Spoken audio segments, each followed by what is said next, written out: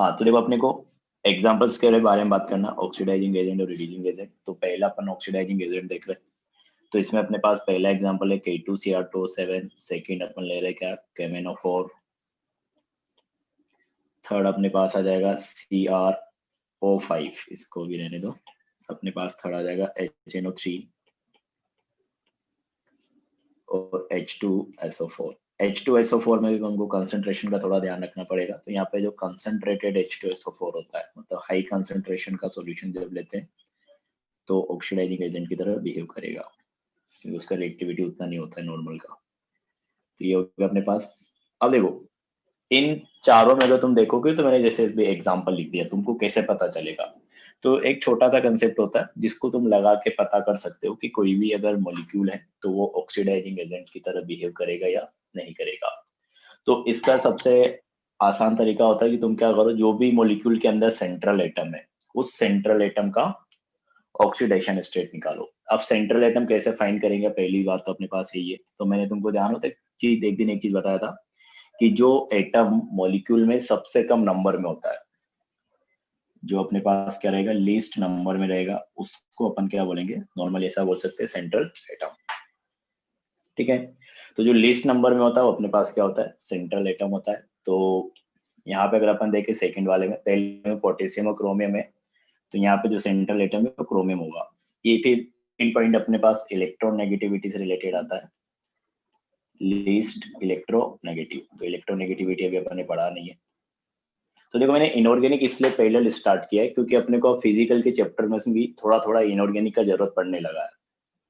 तो अपन उसको नहीं पढ़ेंगे तो फिर आगे फिजिकल में भी दिक्कत आने लगेगी। तो इसलिए अपन ने क्वांटम नंबर स्टार्ट करके फिर इनऑर्गेनिक स्टार्ट करना ही पड़ेगा। सर हाँ सर का H2SO4 कंसंट्रेटेड ना ले तो क्या मतलब किस तरह बिहेव करेगा? नहीं वो डिपेंड, देखो रिएक्शन जो हो रही है तो रिएक्शन में दो चीज प्रेजेंट है, एक ऑक्सीडाइजिंग एजेंट भी है, रिड्यूसिंग एजेंट भी है। क्योंकि अपन ने बोला था रेडॉक्स मतलब यस ऑक्सीडेशन और रिडक्शन दोनों साइमल्टेनियसली होगा। तो ये सामने वाले के ऊपर डिपेंड करेगा कि वो किस नेचर का है। तो अगर तुम नॉर्मल H2SO4 लेते हो तो वो भी ऑक्सीडाइजिंग एजेंट की तरह बिहेव कर सकता है, लेकिन हमेशा करेगा फिर जरूरी नहीं है। सामने वाला रिड्यूसिंग एजेंट कैसा है उसके ऊपर डिपेंड करता है थोड़ा। अच्छा, कंसंट्रेटेड हमेशा करेगा ना, जो हाँ कंसंट्रेटेड रहेगा। कंसंट्रेटेड करेगा, मतलब वो भी डिपेंड, मतलब दोनों, मतलब साइमल्टेनियसली दोनों के ऊपर डिपेंड करता है ऑक्सीडाइजिंग कौन सा है, रिड्यूसिंग कौन सा है। ये रिएक्शन लिखना तुमको सिखाएंगे आगे, तब पता चलेगा। नहीं सर, लेकिन बोल सकते हो कौन H2SO, हाँ इसके लिए बोल सकते हो कि ये अपने पास जब भी आएगा तो ऑक्सीडाइजिंग एजेंट की तरह बिहेव कर जाएगा। हमेशा हाँ तो ये अपने हमेशा को, करेगा ना सर? हाँ हमेशा देखो अपन केमिस्ट्री में हर चीज के लिए नहीं, हमेशा नहीं बोल सकते। क्योंकि अब अगर अपन बात करें तो सारी रिएक्शन तो मेरे को भी नहीं पता H2SO4 की, कि मैं बोल दूं कि हमेशा H2SO4 कौन लेंगे तो अपने पास ऑक्सीडाइजिंग एजेंट की तरह बिहेव करेगा ही। लेकिन जनरली अपने पास ऑक्सीडाइजिंग एजेंट की तरह बिहेव करेगा। अगर तुम्हारे पेपर में क्वेश्चन आता है तो तुमको टिक लगाना है। अच्छा, नॉर्मल रहेगा तो किस में टिक लगाएंगे? नॉर्मल नहीं पूछेगा ना यार, उसको क्वेश्चन के ऊपर डिपेंड करता है ना किस तरीके का क्वेश्चन पूछा गया तुमसे। बाकी तीन ऑप्शन कौन से हैं उन सब चीजों को देख के बोला जाएगा। अब मान लो कि तीन तुमको चार ऑप्शन दिया है, तो एक ऑप्शन तुमको पूछा गया कि कौन सा ऑक्सीडाइजिंग एजेंट है, उसमें से एक ही ऑप्शन H2SO4 है, बाकी तीन ऑप्शन ऐसे हैं जो तुमको पता है कि रिड्यूसिंग एजेंट की तरह ही बिहेव करते हैं, और H2SO4 के आगे कुछ भी नहीं लिखा है, ना कॉन्सेंट्रेटेड लिखा है ना डाइल्यूट लिखा है। लेकिन तुमको इन तीनों का तो पता चल गया कि ये तो हमेशा रिड्यूसिंग एजेंट की तरह ही बिहेव करेगा, तो फिर तो H2SO4 का ही पॉसिबिलिटी कि ऑक्सीडाइजिंग एजेंट की तरह बिहेव करेगा। तो क्वेश्चन के ऊपर डिपेंड करता है, अपन हर चीज को ऐसे नहीं बोल सकते डायरेक्ट कि होगा या नहीं होगा। अभी क्लियर हुआ क्या? Okay sir. हाँ तो क्वेश्चन के ऊपर भी डिपेंड करती है काफी सारी चीजें, किस तरीके के उसने ऑप्शन बना के दिए हैं। हाँ तो ये है अपने पास। तो देखो मैं ये बोल रहा था कि अपने पास क्या होगा कि अगर तुम्हारे पास कोई मॉलिक्यूल आ गया और उस मॉलिक्यूल में तुमको पता लगाना है कि कौन सा ऑक्सीडाइजिंग एजेंट या कौन सा नहीं है, तो तुमको सेंट्रल एटम का ऑक्सीडेशन स्टेट देखना पड़ेगा। तो सेंट्रल एटम अपन कैसे फाइंड करेंगे, अभी तुमको सिर्फ इतना सा ध्यान रखना है कि जो कम नंबर में होगा वही क्या होगा, सेंट्रल एटम होगा। तो जैसे सेकंड वाले में बात करें तो Mn अपने पास सेंट्रल एटम है, यहाँ पे अपने पास नाइट्रोजन है और यहाँ पे अपने पास सल्फर है। हाइड्रोजन कभी भी सेंट्रल एटम की तरह बिहेव नहीं करता है, और फ्लोरीन कभी भी सेंट्रल एटम की तरह बिहेव नहीं करता है। क्यों नहीं करता है? देखो सेंट्रल एटम अपने पास एक ऐसा एटम होता है जिसके साथ सराउंडिंग एटम्स कनेक्ट होंगे। जैसे अपन बात करें H2O की, तो इसका स्ट्रक्चर तुमको थोड़ा सा पता है, कि यहाँ पे अपने पास ऑक्सीजन सेंट्रल एटम हो जाएगा। तो सेंट्रल एटम मतलब जिसके साथ बाकी एटम्स क्या होंगे, कनेक्ट होंगे, उसको अपन सेंट्रल एटम बोलते हैं। तो सर और फर्स्ट वाले तो हाइड्रोजन हाइड्रोजन फ्लोराइड नहीं करते हैं? नहीं बता रहा हूँ ना मेरी गलती। सर सेकंड अगर वाले में हाइड्रोजन हमने फ्लोराइड K2 ले कंपाउंड लिया। उसमें कौन सा सेंट्रल होगा? क्या चीज? अगर हाइड्रोजन फ्लोराइड कंपाउंड उसमें कोई तो सेंट्रल होगा ना? हाँ, उसमें तो फिर किसी को मान सकते हो तुम, दो ही तो एटम है ना, दो एटम रहेंगे तो क्या तुमको सेंट्रल मानना है फिर, तो दोनों आपस में एक दूसरे से कनेक्टेड है। नहीं सर, डाइपोल मूवमेंट के लिए तो निकालना पड़ता है ना। ये डाइपोल मोमेंट में वापस इलेक्ट्रोनेगेटिविटी आता है, वहां उसके हिसाब से डायरेक्शन देखते हैं किसका इलेक्ट्रोनेगेटिविटी ज्यादा है किसका कम है। हाँ, तो मैं बोल रहा था कि सेंट्रल एटम अपने पास क्या है कि जिसके साथ बाकी एटम्स क्या होंगे, कनेक्ट होंगे। जैसे यहाँ पे दो हाइड्रोजन थे, दोनों हाइड्रोजन ऑक्सीजन के साथ कनेक्टेड है, तो ऑक्सीजन अपने पास क्या है, सेंट्रल एटम है। तो मतलब सेंट्रल एटम एक ऐसा एटम होना चाहिए जो जिसकी मतलब वैलेंसी क्या हो, एक से तो ज्यादा ही हो एटलीस्ट, क्योंकि उसके साथ हो सकता है कि सराउंडिंग एटम 3 है 4 है 5 है, कनेक्ट हो सके। तो उसकी जो वैलेंसी होना चाहिए वो ज्यादा से ज्यादा होना चाहिए। इसलिए अपन क्या बोलेंगे कि जब सेंट्रल एटम की अपन बात करेंगे तो हाइड्रोजन और फ्लोरीन अपने पास सेंट्रल एटम नहीं होता है। क्यों नहीं होता है? क्योंकि हाइड्रोजन भी हमेशा एक बॉन्ड बनाता है, फ्लोरीन भी हमेशा एक ही बॉन्ड बनाता है। कोई भी कंपाउंड देखोगे हाइड्रोजन का, कोई भी कंपाउंड देखोगे फ्लोरीन का, तो हमेशा सिंगल बॉन्ड बनेगा। तो जब वो सिर्फ एक ही बॉन्ड बना पा रहा तो सेंट्रल एटम की तरह तो बिहेव नहीं कर सकता। हाँ, अब अगर इनमें देखें अपन, देखो ये अपने पास दो है, जैसे अपने पास KMnO4 है, तो KMnO4 में देखो अपने पास क्या है कि पोटासियम, ये आयनिक कंपाउंड है, तो यहाँ पे अगर देखोगे तो ये पोटेशियम अपने पास K+ होता है, और ये MnO4 माइनस एक आयन है जो कि मोलिकुलर फॉर्म में रहेगा। तो सेंट्रल एटम अपने को इसमें फाइंड करना है, तो यहाँ पे कम नंबर में क्या है, Mn। और इसी तरीके से तुम इसकी भी बात कर सकते हो, K2Cr2O7। K2Cr2O7 भी आयनिक कंपाउंड होता है, तो यहाँ पे पोटेशियम होता है केटाइन, दैट इज यहाँ 2K+। पोटेशियम भी तो है सर। Cr2O7 2 माइनस अपने पास होता है एनाइन। तो जो ये एनाइन है ये मोलिकुलर फॉर्म में होता है।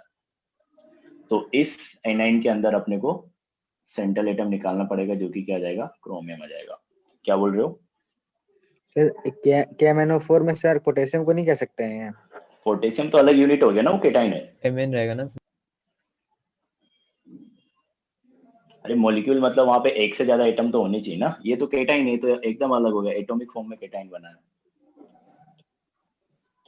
सेंट्रल तो एटम तो सर तुम वहां हमेशा डिसाइड एनायन करोगे को ना ही लेते हैं। नहीं ऐसा जरूरी नहीं कि हमेशा सर एनाइन में हमेशा आएगा। नहीं, बिल्कुल नहीं। जैसे अपने पास मान लो कि एक ही होगा NH4Cl, तो NH4Cl अभी तुमको धीरे धीरे पता चलेगा कौन सा कंपाउंड आयनिक है कौन सा कोवेलेंट है।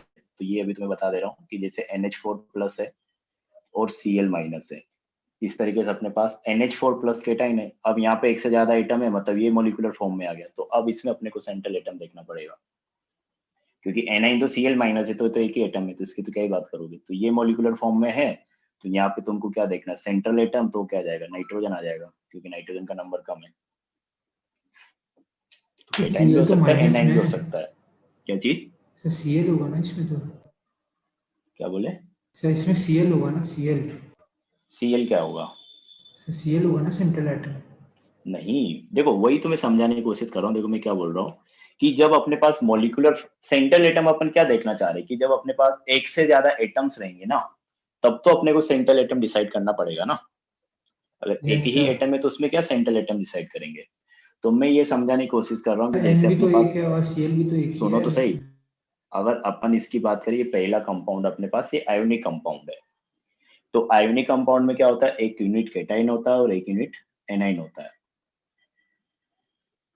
तो यहाँ पे केटाइन पोटेशियम है और एनाइन जो है अपने पास CrO4 Cr2O7 2 माइनस है। तो यस जो सर। केटाइन है इसमें तो सिर्फ एक ही एटम है ना यार। हाँ सर। तो केटाइन में तो क्या सेंट्रल एटम ढूंढोगे तुम, एनाइन में सेंट्रल एटम ढूंढोगे। दोनों अलग अलग यूनिट है, केटाइन अलग यूनिट होता है, एनाइन अलग यूनिट होता है। तो जब भी आयोनिक कंपाउंड आएगा पहले तुमको ब्रेक करा के देखना पड़ेगा कि केटाइन क्या है, एनाइन क्या है। और ओके। केटाइन एनाइन में से जो मॉलिक्यूलर फॉर्म में रहेगा उसमें तुमको सेंट्रल एटम फाइंड करना है। ये लिखवा दीजिएगा सर नोट में, क्या चीज? यही जो बोले। हाँ सर, ये पॉइंट लिख दीजिए। अच्छा, ये लिख देंगे, पहले समझ लेते हैं अपन। सर जो HNO3 होता है वो कॉन्सेंट्रेटेड और डाइल्यूट दोनों में ऑक्सीडाइजिंग एजेंट होता है। हाँ HNO3 मतलब देखो ये चीज हमेशा मतलब ऐसा वो जैसे भी वापस वही बात आ जाएगी कि हमेशा अपन नहीं बोल सकते, और ये इस चीज के ऊपर भी डिपेंड करेगा कि इसके सामने वाला रिड्यूसिंग एजेंट कौन सा है। सर बहुत सारे सब्सटेंस ऐसे होते हैं जो ऑक्सीडाइजिंग एजेंट और रिड्यूसिंग एजेंट दोनों की तरह बिहेव करते हैं। तो अगर मान लो कि इसके सामने जो स्पीसीज आ रहा है वो इससे अच्छा ऑक्सीडाइजिंग एजेंट है, तो फिर तो दोनों ऑक्सीडाइजिंग एजेंट हो जाएंगे, तब तो रिएक्शन होगी नहीं। तो सामने क्या है उसके ऊपर भी डिपेंड करेगा। तो जब भी क्वेश्चन आएगा तो तुमसे पॉसिबिलिटी पूछी जाएगी कि इनमें से कौन सा है जो ऑक्सीडाइजिंग एजेंट की तरह बिहेव कर सकता है।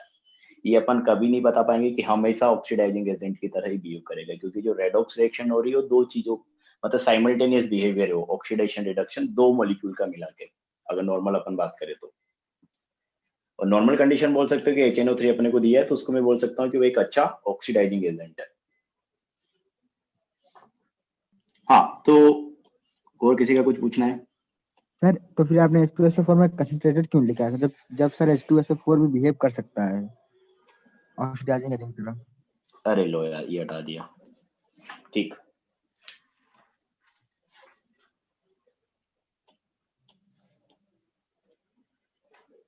हाँ तो देखो अपने पास ये था कि अपने पास क्या क्या बता रहा था मैं, किस तरीके से अपने को आइडेंटिफाई करना है। तो मैं ये बोल रहा था कि तुमको अगर ऑक्सीडाइजिंग और रिड्यूसिंग एजेंट फाइंड करना है तो पहले तुमको सेंट्रल एटम का ऑक्सीडेशन स्टेट फाइंड करना पड़ेगा, जो भी मॉलिक्यूल है उसमें।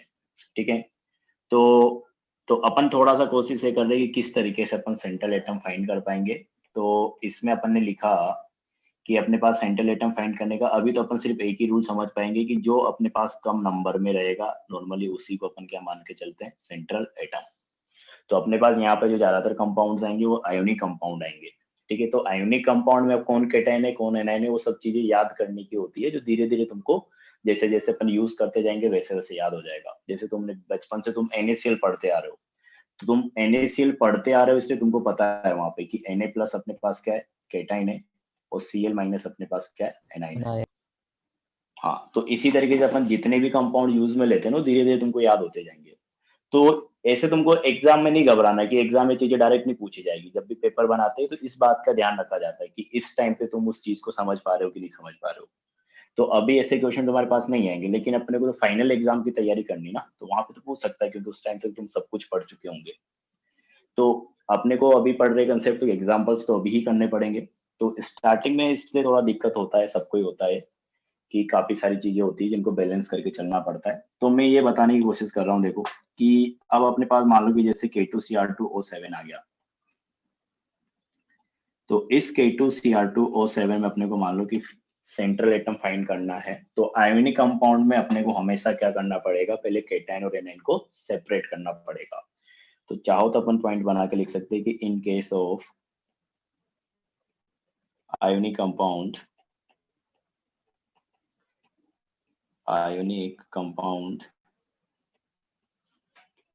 to identify central atom, पहला काम तुमको क्या करना है, सेपरेट कैटाइन एंड एनाइन। तो कैटाइन एनाइन को तुमको क्या करना है, सेपरेट करना है। अब कैटाइन और एनाइन में से जो भी मॉलिक्यूलर फॉर्म में होगा उसमें अपने को क्या निकालना है, सेंट्रल एटम निकालना, वो भी कैसे, जो कम नंबर में रहेगा। ठीक है, then find central atom in cation or anion if they are in molecular form। molecular form आता अपने मॉलिक्यूल की बात किया था कि जहां पे अपने पास क्या होता है, एक से ज्यादा एटम्स प्रेजेंट होते हैं। तो देखो अपने को सेंट्रल एटम अभी निकालना है, तो अभी अपन एक मतलब एक तरीके से बोल सकते हैं कि इस तरीके से अपन ट्रिक लगा रहे हैं, वैसे बाद में भी यही करना पड़ेगा, वहां पे कुछ नया चीज नहीं आएगा। तो अपन ने वही किया कि अगर आयनिक कंपाउंड की अपने को बात करना है तो पहले केटाइन और एनाइन को सेपरेट कर लो। तो अभी मैं जितने एग्जांपल कर रहा हूँ उतना तो ध्यान रखो कि इसमें इस तरीके से केटाइन होता है और इस तरीके से एनाइन होता है।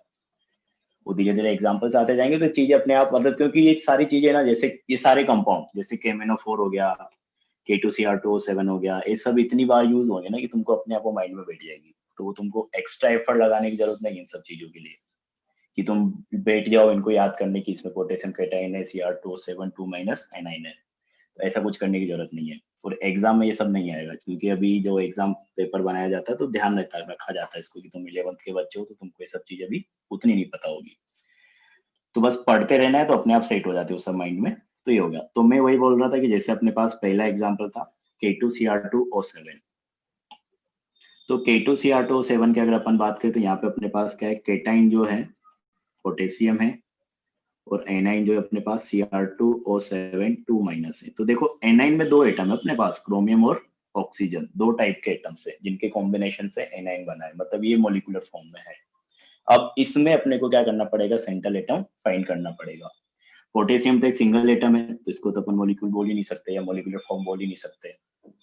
तो यहाँ पे अगर अपन देखें तो क्रोमियम में ऑक्सीजन है, क्रोमियम कम नंबर में, इसलिए क्रोमियम अपने पास क्या हो गया, सेंट्रल एटम हो गया। अभी समझ में आया क्या?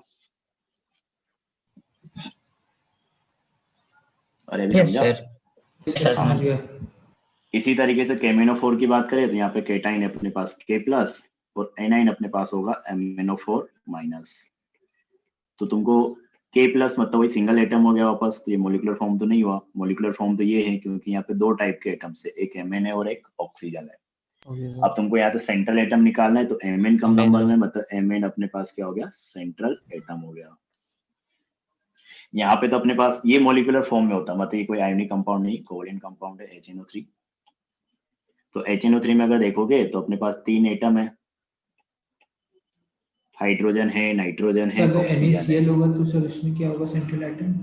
उसमें किसी को भी नहीं बोलेंगे, क्योंकि देखो सेंट्रल एटम फाइंड करते हैं स्ट्रक्चर बनाने के लिए। तो अगर Na+ हो Cl- हो तो एटॉमिक फॉर्म में, तो उनका तो कोई स्ट्रक्चर आएगा नहीं, ओके सर। तो किसी को भी नहीं सर बोलेंगे वहाँ पे। हाँ, सिंगल एटम अपन नहीं डिसाइड करेंगे। हाँ बोलो।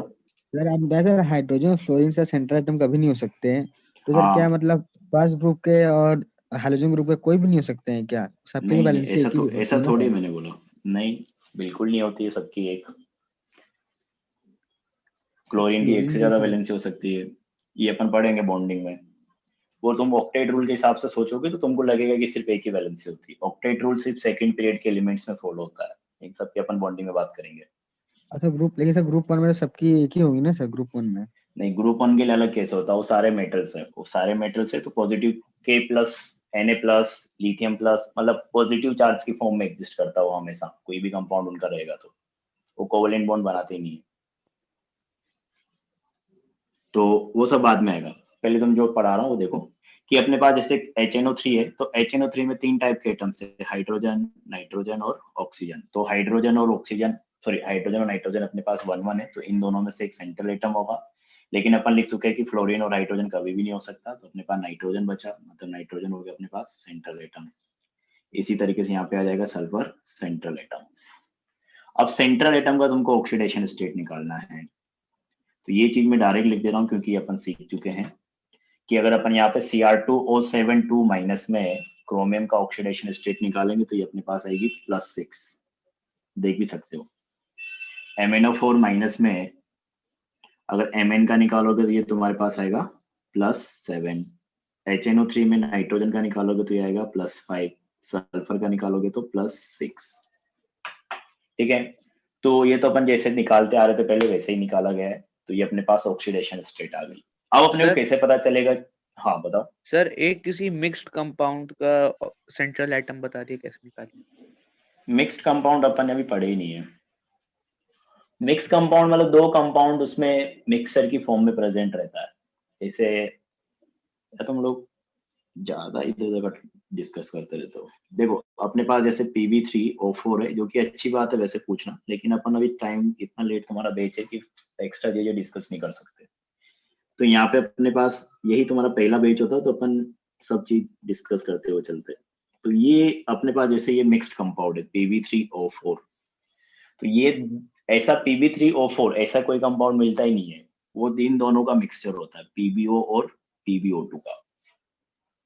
तो इसमें मोल का जो रेशियो रहेगा अपने पास आ जाएगा क्या, 2:1। और अगर इसके 2 मॉलिक्यूल रहेंगे तो इसका 1 मॉलिक्यूल रहेगा, तो इनसे मिला के अपन बोलते Pb3O4।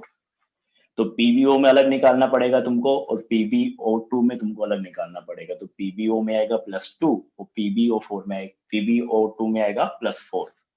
मतलब ये कि यहाँ पे +2 में आएगा, यहाँ पे +4 में आएगा। फिर वहां पे अगर तुम इसको बताना तो इसका एवरेज ले लेते अपन, और कुछ नहीं है। तो ये सब आएगा तुम्हारे पास, ऐसा नहीं कि कुछ छोड़ दिया जाएगा, सब कुछ बताया जाएगा तुमको, लेकिन जितना जरूरत है उस टाइम उतना ही डिस्कस कर रहे हैं अपन अभी। हाँ, तो ये मैं बता रहा था कि किस तरीके से अपने को पता चलेगा कौन ऑक्सीडाइजिंग एजेंट है, कौन रिड्यूसिंग एजेंट है। तो सबसे पहला काम तुमको यही करना है कि जो तुमको कंपाउंड गिवन है या जो मॉलिक्यूल गिवन है उसमें सेंट्रल एटम का ऑक्सीडेशन स्टेट निकालना है। तो अपन ने सबका ऑक्सीडेशन स्टेट निकाल दिया, ठीक है। अब अगर अपने पास जो सेंट्रल एटम है, तो मैं यहाँ पे लिख दे रहा हूँ कि इफ, पहले पॉइंट लिख दे रहा हूँ मैं, इफ एलिमेंट या central atom element present in its highest oxidation state, then it will always act as oxidizing agent. कि अगर अपने पास जो सेंट्रल एटम है अगर वो उसकी हाईएस्ट ऑक्सीडेशन स्टेट में है तो वो हमेशा ऑक्सीडाइजिंग एजेंट की तरह ही बिहेव करेगा अगर रिएक्शन में वो पार्टिसिपेट कर रहा है। अब हाईएस्ट ऑक्सीडेशन स्टेट का मतलब क्या हो, पहले तो अपने को समझना पड़ेगा। देखो कोई भी एलिमेंट होता है तो उसके अलग अलग ऑक्सीडेशन स्टेट में अलग अलग कंपाउंड मिलते हैं। जैसे क्रोमियम की अपन बात करें तो क्रोमियम का +1 से लेके +6 तक लगभग हर ऑक्सीडेशन स्टेट में इसके कंपाउंड मिलेंगे। तो +1 अपने पास हो गया क्रोमियम के लिए मिनिमम ऑक्सीडेशन स्टेट और +6 अपने पास हो गया इसका हाईएस्ट ऑक्सीडेशन स्टेट। और जैसे कोई भी कंपाउंड रहेगा तो +1 से +6 के बीच ही रहेगा। ये हमें कैसे पता चलेगा सर? ये याद करने पड़ते हैं। Okay sir. हाँ, इनकी जब अपन ऑक्सीडेशन स्टेट वाला टेबल मतलब ऑक्सीडेशन स्टेट वाला चैप्टर पढ़ेंगे पीरियोडिक में तो वहां पे कुछ कुछ ट्रिक्स लिखवा दूंगा मैं, तो उसके थ्रू याद करना थोड़ा आसान हो जाएगा। अभी अपन 2-3 एग्जांपल ले रहे, ज्यादा नहीं ले रहे। तो देखो सल्फर की अगर अपन बात करें तो सल्फर का जैसे अपन बात करें तो इसका ऑक्सीडेशन स्टेट -2 से लेके +6 तक वेरी करता है। मतलब इसके जो कंपाउंड रहेंगे -2 से +6 के बीच ही किसी न किसी ऑक्सीडेशन स्टेट में रहेंगे। अब इसके लिए -2, 0, +2, +4, +6 ऐसे ही आता है। मतलब इवन नंबर में इसके ऑक्सीडेशन स्टेट्स होती है। क्यों होती है? ये सब बॉन्डिंग का पार्ट है जो और आगे चला जाएगा अभी।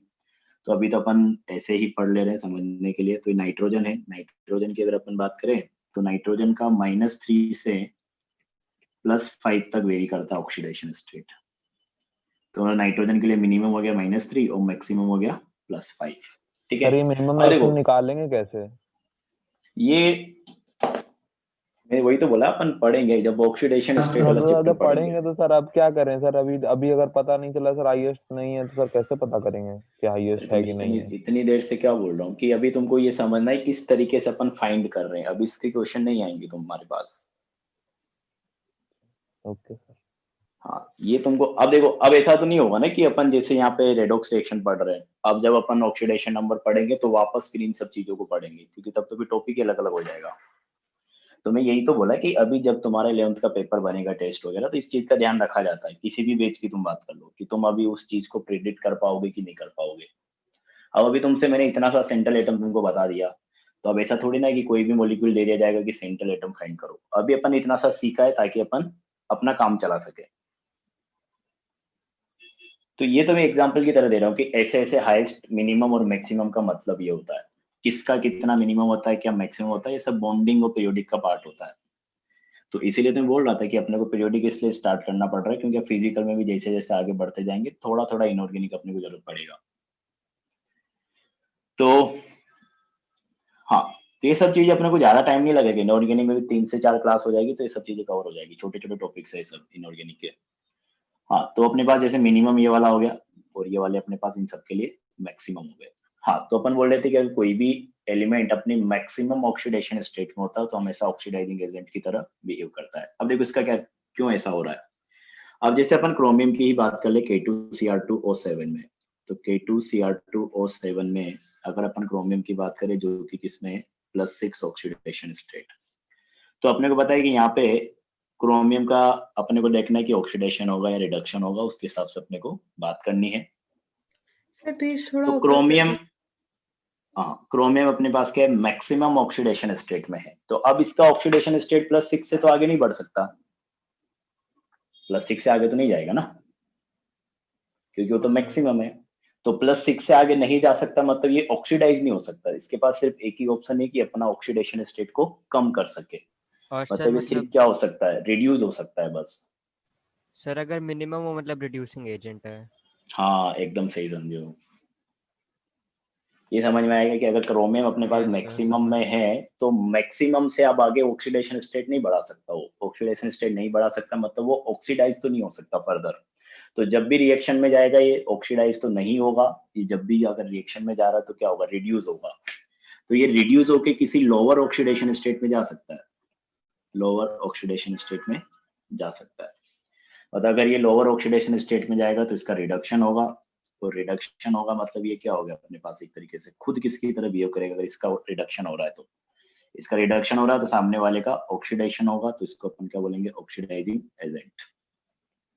तो अभी समझ में आया कि अगर हायर ऑक्सीडेशन स्टेट में अपने पास एलिमेंट आ रहा है तो वहां पे पॉसिबिलिटी ये रहेगी कि वो किसकी तरह बिहेव करेगा, ऑक्सीडाइजिंग एजेंट की तरह बिहेव करेगा।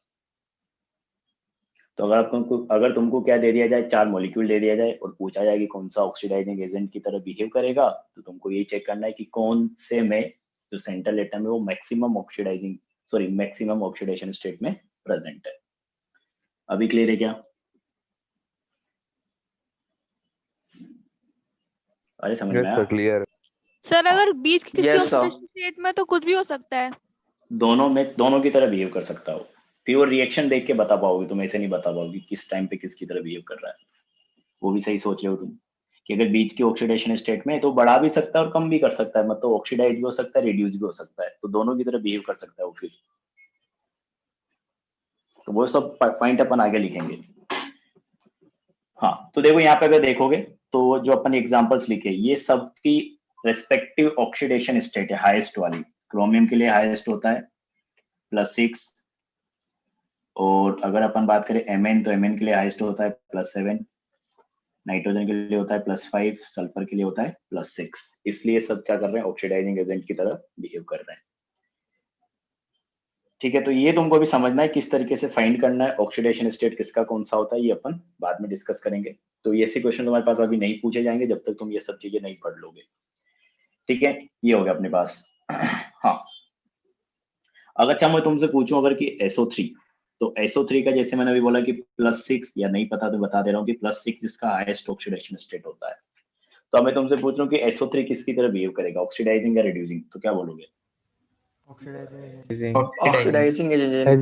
एजेंट ऑक्सीडाइजिंग क्योंकि ये क्या ऑक्सीडाइजिंग है, एजेंट। हाँ +6 में है, मतलब ये रिड्यूस ही होगा, ऑक्सीडाइज तो अब नहीं हो सकता। तो अगर जब भी रिएक्शन में जाएगा तो लोअर ऑक्सीडेशन स्टेट में जाएगा, क्योंकि हाईएस्ट तो उसका +6 ही है, तो +6 से आगे नहीं जा सकता। तो SO3 अपने पास क्या है, मैक्सिमम ऑक्सीडेशन स्टेट में है, so it can gain electrons. तो ये इलेक्ट्रॉन ही गेन करेगा, यस सर। मतलब इसका सिर्फ रिडक्शन ही होगा, और सिर्फ रिडक्शन होगा मतलब ये क्या होगा अपने पास, एक ऑक्सीडाइजिंग एजेंट। ठीक है, बाकी तो वही है कि जैसे अगर अपन बात करें, ये सारे वही एग्जांपल सब में प्लस में मतलब हाईएस्ट में है। इसी तरीके से अगर अपन रिड्यूसिंग एजेंट का एग्जांपल देखें तो वहां पे अपन क्या बोलेंगे, पहले तो एग्जांपल लिख देता हूँ कि रिड्यूसिंग एजेंट्स क्या क्या हो सकते हैं। जैसे अपन बात करें H2S, ठीक है, HI, तो H2S में अगर देखोगे तो अपने पास सल्फर क्या है, -2, आयोडीन क्या है, -1। तो सल्फर का मिनिमम ऑक्सीडेशन स्टेट क्या होता है, -2, जैसे अपन ने लिखा था अभी। और आयोडीन का मिनिमम होता है क्या, -1। अगर हेलोजेंस की अपन बात करते हैं तो हेलोजेंस का जो ऑक्सीडेशन स्टेट है वो -1 से लेके +7 के बीच वेरी करता है। तो मिनिमम -1 है और मैक्सिमम +7 से। नहीं, फ्लोरीन के लिए नहीं होगा, क्लोरीन ब्रोमीन आयोडीन के लिए।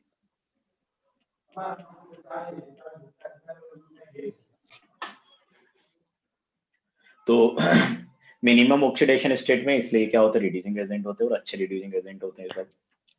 सर बट तो ये ये हो तो गया अपने H और पास। I तो है ना सर, आप इसमें से सेंट्रल एटम कैसे फाइंड करेंगे? H और I है, ठीक है। सर तो 2 में यहाँ सेंट्रल पे एटम आपने कहा था नहीं फाइंड होगा। नहीं, सेंट्रल एटम नहीं फाइंड करेंगे, लेकिन अब देखो हाइड्रोजन जो है, हाइड्रोजन उतना रिएक्टिव नहीं होता है रिएक्शंस में अगर अपन पार्टिसिपेट करते हैं तो। अपन अभी एक टाइप का आयन पढ़ेंगे तो ज्यादातर हाइड्रोजन जो होता है वो रिएक्शन में H+ की फॉर्म में रहता है, तो इधर उधर जाता ही नहीं है, मतलब मोस्ट ऑफ द रिएक्शन में यही होता है। तो ये तुमको धीरे धीरे पढ़ते पढ़ते पता चलेगी चीजें कि आयोडीन ही रिएक्शन में जाएगा मेनली। सर ये X क्या लिखा है? एक्स अपन हेलोजेंस को रिप्रेजेंट करने के लिए लेते हैं, जनरल अच्छा। रिप्रेजेंटेशन होता है हेलोजेंस का। अच्छा मतलब हाँ, तो यहाँ पे अपन ये लिख सकते हैं कि मिनिमम ऑक्सीडेशन स्टेट में रहेगा तो अपन रिड्यूसिंग एजेंट की तरह बिहेव करेगा। तो element in its lowest oxidation state या oxidation number always acts as reducing agent, कि अगर वो रिएक्शन में जा रहा है तो अगर रिएक्शन में जाएगा और लोवेस्ट ऑक्सीडेशन स्टेट में है तो फिर वो रिड्यूसिंग एजेंट की तरह ही बिहेव करेगा। तो इस तरीके से अपने पास रिड्यूसिंग एजेंट के एग्जांपल्स हो गए।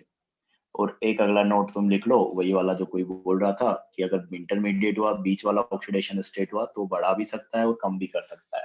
इसका रीजन समझ में आ गया होगा ना, कि जैसे अपन H2S की ही बात कर ले तो मिनिमम में है, तो मिनिमम में तो उससे कम तो नहीं कर पाएगा। अब जैसे H2S ही है तो यहाँ पे सल्फर अपने पास क्या है, -2 ऑक्सीडेशन स्टेट में है, तो जो कि क्या है उसका लोवेस्ट ऑक्सीडेशन स्टेट। तो अब जो ये है इससे कम तो ऑक्सीडेशन स्टेट नहीं कर सकता क्योंकि लोवेस्ट ऑक्सीडेशन स्टेट उसका। तो जब भी रिएक्शन में जाएगा तो अपना ऑक्सीडेशन स्टेट बढ़ाएगा क्योंकि उसके पास सिर्फ एक ही ऑप्शन बचता है अब। तो अगर ऑक्सीडेशन स्टेट बढ़ाएगा मतलब लोवेस्ट से किसी हायर वाली में जाएगा, किसी हायर ऑक्सीडेशन स्टेट में जाएगा, मतलब इसका क्या होगा, ऑक्सीडेशन ही पॉसिबल है, इसके अलावा कुछ पॉसिबल है ही नहीं। तो अगर इसका ऑक्सीडेशन होगा तो ये क्या कहलाएगा, रिड्यूसिंग एजेंट, क्योंकि दूसरे वाले का क्या होगा, सामने वाले का रिडक्शन। नेक्स्ट जो है अपने पास तो अपन ये लिख सकते हैं कि if elements present in its intermediate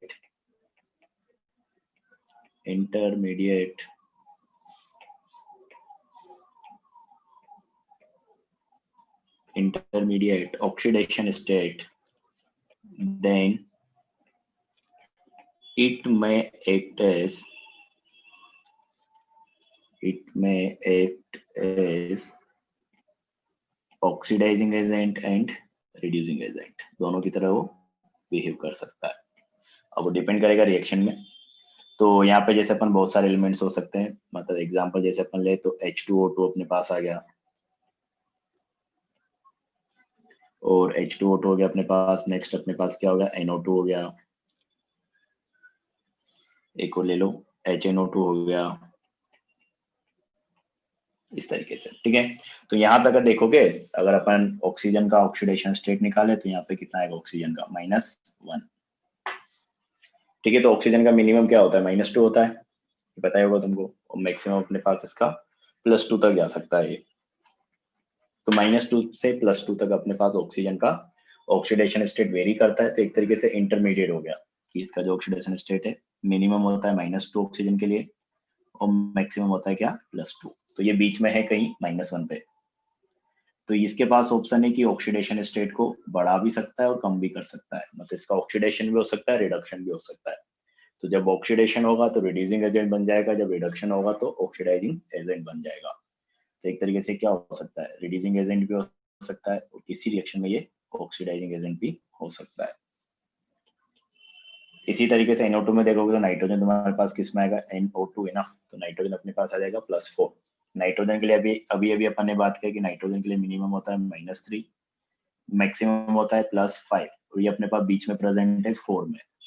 तो ये बढ़ा भी सकता है, बढ़ा के 4 से 5 में जा सकता है, मतलब इसका ऑक्सीडेशन भी हो सकता है, और 4 से नीचे भी आ सकता है, मतलब इसका रिडक्शन भी हो सकता है। तो दोनों की तरह ये बिहेव कर सकता है। क्योंकि सेम टाइम पे इसका ऑक्सीडेशन रिडक्शन मतलब दोनों पॉसिबिलिटी है। तो ये कभी रिड्यूसिंग एजेंट की तरह भी बिहेव कर सकता है और कभी ऑक्सीडाइजिंग एजेंट की तरह भी बिहेव कर सकता है। इसी तरीके से HNO2 की अपन बात करें तो HNO2 में अपने पास क्या है, नाइट्रोजन निकालोगे तो वापस हाइड्रोजन हो गया +1, ये हो गया -4, तो आ जाएगा अपने पास +3। तो नाइट्रोजन अपने पास +3 है, मतलब वापस वही इंटरमीडिएट ऑक्सीडेशन स्टेट है, तो बढ़ा भी सकता है कम भी कर सकता है, मतलब ऑक्सीडेशन रिडक्शन दोनों हो सकता है। मतलब एक तरीके से ये अपने पास क्या हो गया, रिड्यूसिंग एजेंट की तरह भी बिहेव कर सकता है और ऑक्सीडाइजिंग एजेंट की तरह भी बिहेव कर सकता है। क्लियर है क्या ये सब?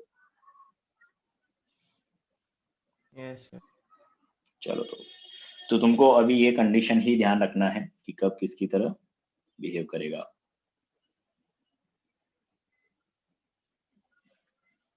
हाँ, तो ये हो गया अपने पास। नेक्स्ट जो है अपने पास, तो इसमें तो इतना ही था। नेक्स्ट अपने पास टाइप्स ऑफ रेडॉक्स रिएक्शन आ जाएगा कि कितने टाइप की रेडॉक्स रिएक्शन है, किस तरीके से अपन क्लासिफिकेशन कर रहे हैं। तो टाइप्स ऑफ रेडॉक्स रिएक्शन,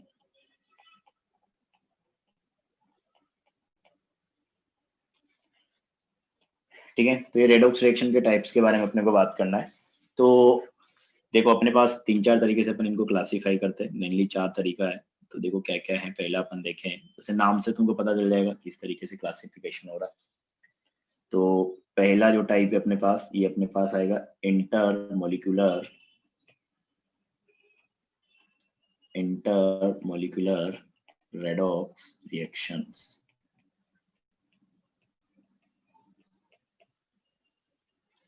ठीक है, देखो इंटरमोलिकुलर मतलब क्या हुआ, देखो जहां पे भी अपन इंटरमोलिकुलर की बात करेंगे तो इंटर मतलब होता है दो मॉलिक्यूल्स के बीच, मतलब इंटर वर्ड का मतलब होता है दो चीजों के बीच। जैसे अगर अपन बोलते हैं कि इंटरनेशनल गेम है, तो इंटरनेशनल मतलब क्या होगा, दो देश, अलग अलग देश के बीच है, तो उससे थोड़ा रिलेट करके ध्यान रख सकते हो। इंटरमोलिकुलर मतलब दो जिन एलिमेंट्स का ऑक्सीडेशन और रिडक्शन हो रहा है वो अलग अलग मॉलिक्यूल से आएंगे। मतलब एक एटम होगा जिसका ऑक्सीडेशन हो रहा होगा वो अलग मॉलिक्यूल से आ रहा होगा, एक एटम होगा जिसका रिडक्शन हो रहा होगा वो अलग मॉलिक्यूल से आ रहा होगा। ठीक है, तो ये अपने पास हो गया डिफरेंस। और अगर ऐसे ही अपन लिखते हैं इंट्रामोलिकुलर, तो इंट्रामोलिकुलर का मतलब हो जाता है कि जो दो एलिमेंट्स है जिनका ऑक्सीडेशन रिडक्शन होगा, किसी एक का ऑक्सीडेशन किसका एक का रिडक्शन, वो दोनों सेम मॉलिक्यूल में ही प्रेजेंट है। तो इंट्रा का मतलब होता है विद इन वन, एक के ही अंदर, और इंटर मतलब हो जाएगा दो चीजों के बीच। ठीक है, तो इंटरमोलिकुलर मतलब दो मॉलिक्यूल्स के बीच अपने पास रिएक्शन होने वाली है। तो दो मॉलिक्यूल्स के बीच का मतलब हो गया कि एक से ऑक्सीडेशन वाला आइटम आ रहा होगा, एक से रिडक्शन वाला आइटम आ रहा होगा। तो डेफिनेशन में इसका ऐसे कुछ लिखेंगे, देखो कि one reactant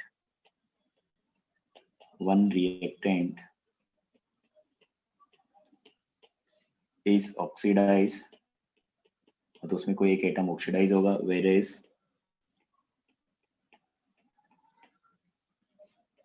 other reactant is reduced, एक ऑक्सीडाइज होगा दूसरा क्या होगा, रिड्यूस होगा। तो एग्जांपल जैसे अपन ले, तो या यहाँ पे अपन लिखना चाहे तो ऐसा भी लिख सकते हैं कि दो डिफरेंट स्पीसीज का रहेगी, इन्वॉल्व रहेगी, टू डिफरेंट मॉलिक्यूल्स का स्पीसीज, जो भी लिखना चाहो, species are involved in oxidation reduction process.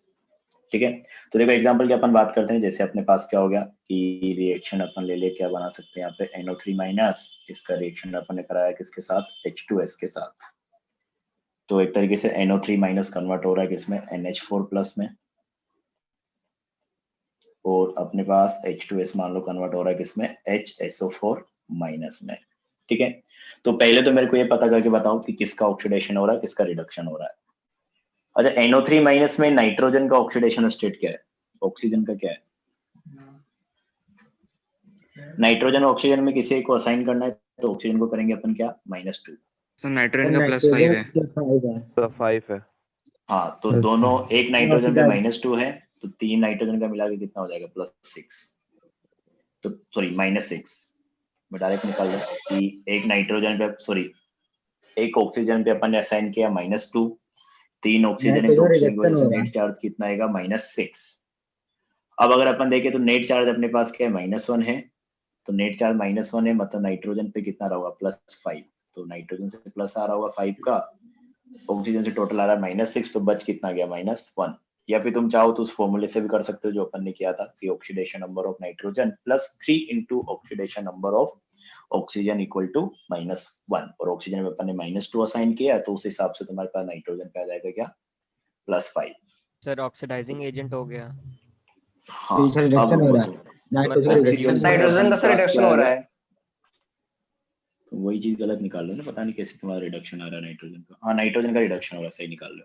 Nitrogen का रिडक्शन हो रहा है। हाँ सही है, सही है, सही है। हाँ ऐसे यहाँ पे H2S में देखोगे तो मैं डायरेक्ट लिख दे रहा हूँ ऑक्सीडेशन स्टेट, ये मानते हुए कि तुमको निकालना आ रहा है। तो सल्फर पे अपने पास आ जाएगा -2, हाइड्रोजन पे अपने पास आएगा क्या +1। सल्फर का ऑक्सीडेशन हो रहा है, सल्फर हाँ ऑक्सीडेशन। इसी तरीके से अगर अपन नाइट्रोजन में निकालोगे NH4+ में, तो देखो मैंने पहले तो यही बताया था कि यहाँ तो अपन टाइप ही पढ़ रहे हैं रेडॉक्स रिएक्शन का, कि टाइप ऑफ रेडॉक्स रिएक्शन, लेकिन एग्जाम में तो तुम्हारे पास कोई भी रिएक्शन दे सकता है, वो रेडॉक्स और नॉन रेडॉक्स। तो पहला काम तो तुम्हारा ये रहेगा चेक करना कि रेडॉक्स है कि नॉन रेडॉक्स है। तो उसके लिए मैंने बताया था कि हर एलिमेंट के ऊपर क्या करो, ऑक्सीडेशन नंबर सल्फर से असाइन कर ऑक्सीडेशन दो। हो रहा है। तो यहाँ पे हाइड्रोजन +1 है, यहाँ पे -3 भी होगा ना हाइड्रोजन +1 है, सल्फर सल्फर +6 है, +6। ऑक्सीजन -2 है। सर n पे तो -3 होगा ना। -3, हाँ -3। वो मैंने गलती से लिख दिया -3। और H2SO4 में ऑक्सीजन की अगर अपन बात करें तो -2 है, और नेट चार्ज अपन यहाँ पे बोल रहे क्या है -1। हाँ तो देखो यहाँ पे अपन ने सबके ऊपर ऑक्सीडेशन नंबर असाइन कर दिया, सबके ऊपर ऑक्सीडेशन नंबर असाइन कर दिया, तो अपने को साफ दिख रहा है कि एक तो अपने पास क्या हो रहा है, नाइट्रोजन का ऑक्सीडेशन नंबर चेंज हो रहा है, नाइट्रोजन +5 से किस में जा रहा है -3 में जा रहा है। नाइट्रोजन का ऑक्सीडेशन स्टेट चेंज हो रहा है, ऑक्सीजन का नहीं हो रहा है, हाइड्रोजन का नहीं हो रहा है। सल्फर का अगर चेक करोगे तो सल्फर -2 से किस में चला गया +6 में चला गया। तो नाइट्रोजन का अपने पास एक तरीके से क्या हुआ, +5 से -3, तो इसका ऑक्सीडेशन स्टेट कम हो रहा है, decrease in oxidation state is reduction. Excuse तो मी सर। नाइट्रोजन का हो रहा है रिडक्शन। हाँ बोलो। सर अगर एक कोई reactant already maximum oxidation state में आ गया तो ये अस्यूम कर सकते हैं कि वो मतलब सॉरी यस सर, वो ऑक्सीडेशन स्टेट उसका मैक्स है तो वो ऑक्सीडाइजिंग रिड्यूसिंग एजेंट होगा और दूसरा ऑक्सीडाइजिंग एजेंट होगा। कर सकते हो। Okay sir. यहाँ पे वही तो हुआ है, देखो ना, सल्फर -2 में था तो इसका ऑक्सीडेशन हुआ, मतलब रिड्यूसिंग एजेंट है। नाइट्रोजन +5 में है, मतलब इसका एक तरीके से क्या हुआ, रिडक्शन हुआ। लेकिन फिर भी सर निकाल लोगे तो ज्यादा सही रहेगा। सर डायरेक्ट अगर क्वेश्चन पूछेगा ऑक्सीडेशन और रिडक्शन बताना हो तो सर NO3 है सर, यहाँ पे सर हाइड्रोजन गेन की है, तो सर ऐसे नहीं बता सकते सर हाइड्रोजन गेन किया डायरेक्ट रिडक्शन ही हुआ है। हाँ ऐसा भी बोल सकते हो, लेकिन फिर ये वाला कंसेप्ट जैसे मैं पहले ही बोला था हर बार नहीं लगेगा, क्योंकि कभी हो सकता है हाइड्रोजन आया ही नहीं। बहुत सारी रिएक्शन अपने ऐसे करेंगे जिसमें हाइड्रोजन ऑक्सीजन रहेगा ही नहीं। सर आप पिछले 3 दिन से जितनी दे रहे हैं सब में सर मैं ऐसे ही आंसर दे रहा हूँ ये वाला आता है पर सर। अच्छा नहीं वो ठीक है, लेकिन अभी अपन आगे और भी एग्जांपल्स करेंगे, जैसे कुछ एग्जांपल्स अपन करेंगे जहाँ पे हाइड्रोजन और ऑक्सीजन का इन्वॉल्वमेंट ही नहीं रहेगा। जैसे अपन डिस्प्रोप रिएक्शन पढ़ेंगे तो वहां पे तो एक ही एटम इधर उधर जाएगा पूरा। अच्छा ओके सर। हाँ तो सबसे बढ़िया तरीका जो होता है वही बताया जाएगा तुमको। तो ऑक्सीडेशन नंबर से निकालने की कोशिश करो, क्योंकि उससे तुम पढ़ सकते हो कहीं ना कहीं।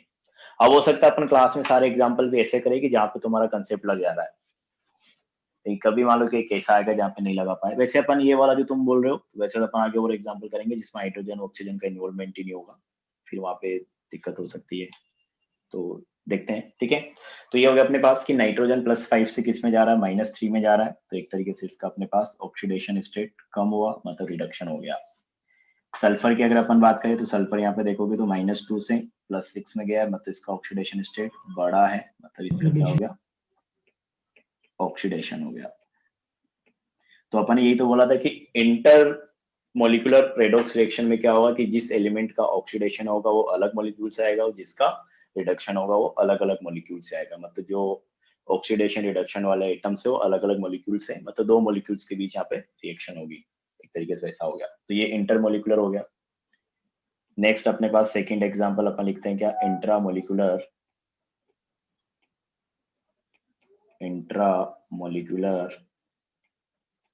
Redox reaction.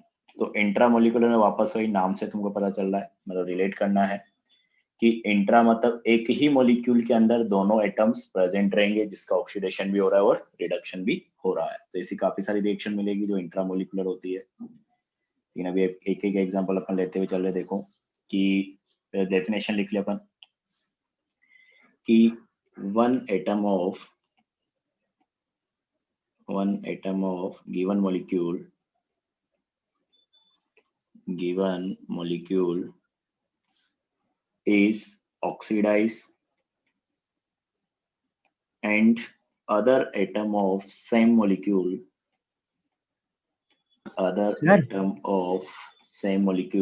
हाँ बोलो सर ये ऑक्सीडेशन रिएक्शन केवल एटम्स का होता है कि मॉलिक्यूल्स का भी होता है? यार एटम का ही होगा ना, जो भी एक्सचेंज करेगा वो तो एटम करेगा, मॉलिक्यूल एटम से ही तो मिलके बना हुआ है। हाँ तो मतलब एटम्स का होगा ना, मॉलिक्यूल का तो नहीं होगा ना सर?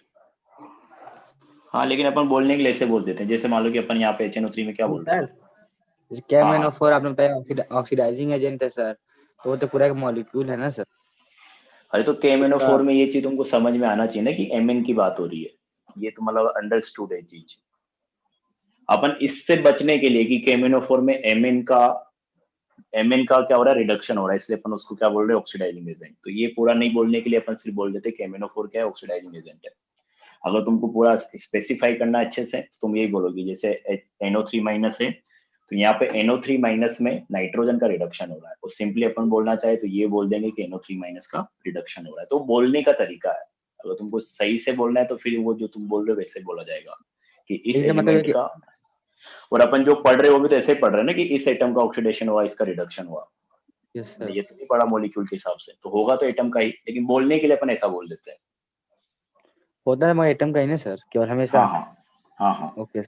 तो ये हो गया अपने पास कि other atom of same molecule reduce, then it is called, आगे तो ये आ जाएगा, देन इट इज कॉल्ड, जो अपन लिखना चाह रहे तो लिख ही दिया, then it is called intramolecular redox reaction. RR करके लिख दे रहा हूं मैं, रेडॉक्स रिएक्शन, ठीक है, पूरा लिख लेना तुम। तो वही अपने पास कि एक रिएक्टेंट रहेगा या एक मॉलिक्यूल रहेगा, उसका एक एटम तो ऑक्सीडाइज होगा और दूसरा एटम रिड्यूस होगा, other atom of same molecule is reduce, ठीक है। तो ये हो गया अपने पास। जैसे अपन एग्जांपल की बात करें तो उससे ज्यादा समझ में आएगा कि जैसे अपने पास मान लो कि MnO2, हाँ Mn2O7 ले लेते हैं। तो Mn2O7 को अगर तुम हीट करते हो ना तो ये ब्रेक होता है किसमें, MnO2 में, प्लस ऑक्सीजन गैस रिलीज करता है। तो ये रिएक्शन अपने पास होती है हीट करने पे इसको। और यहाँ पे अगर देखोगे तुम तो Mn को अगर निकालोगे तो +7 में है, ऑक्सीजन अपने पास -2 में है।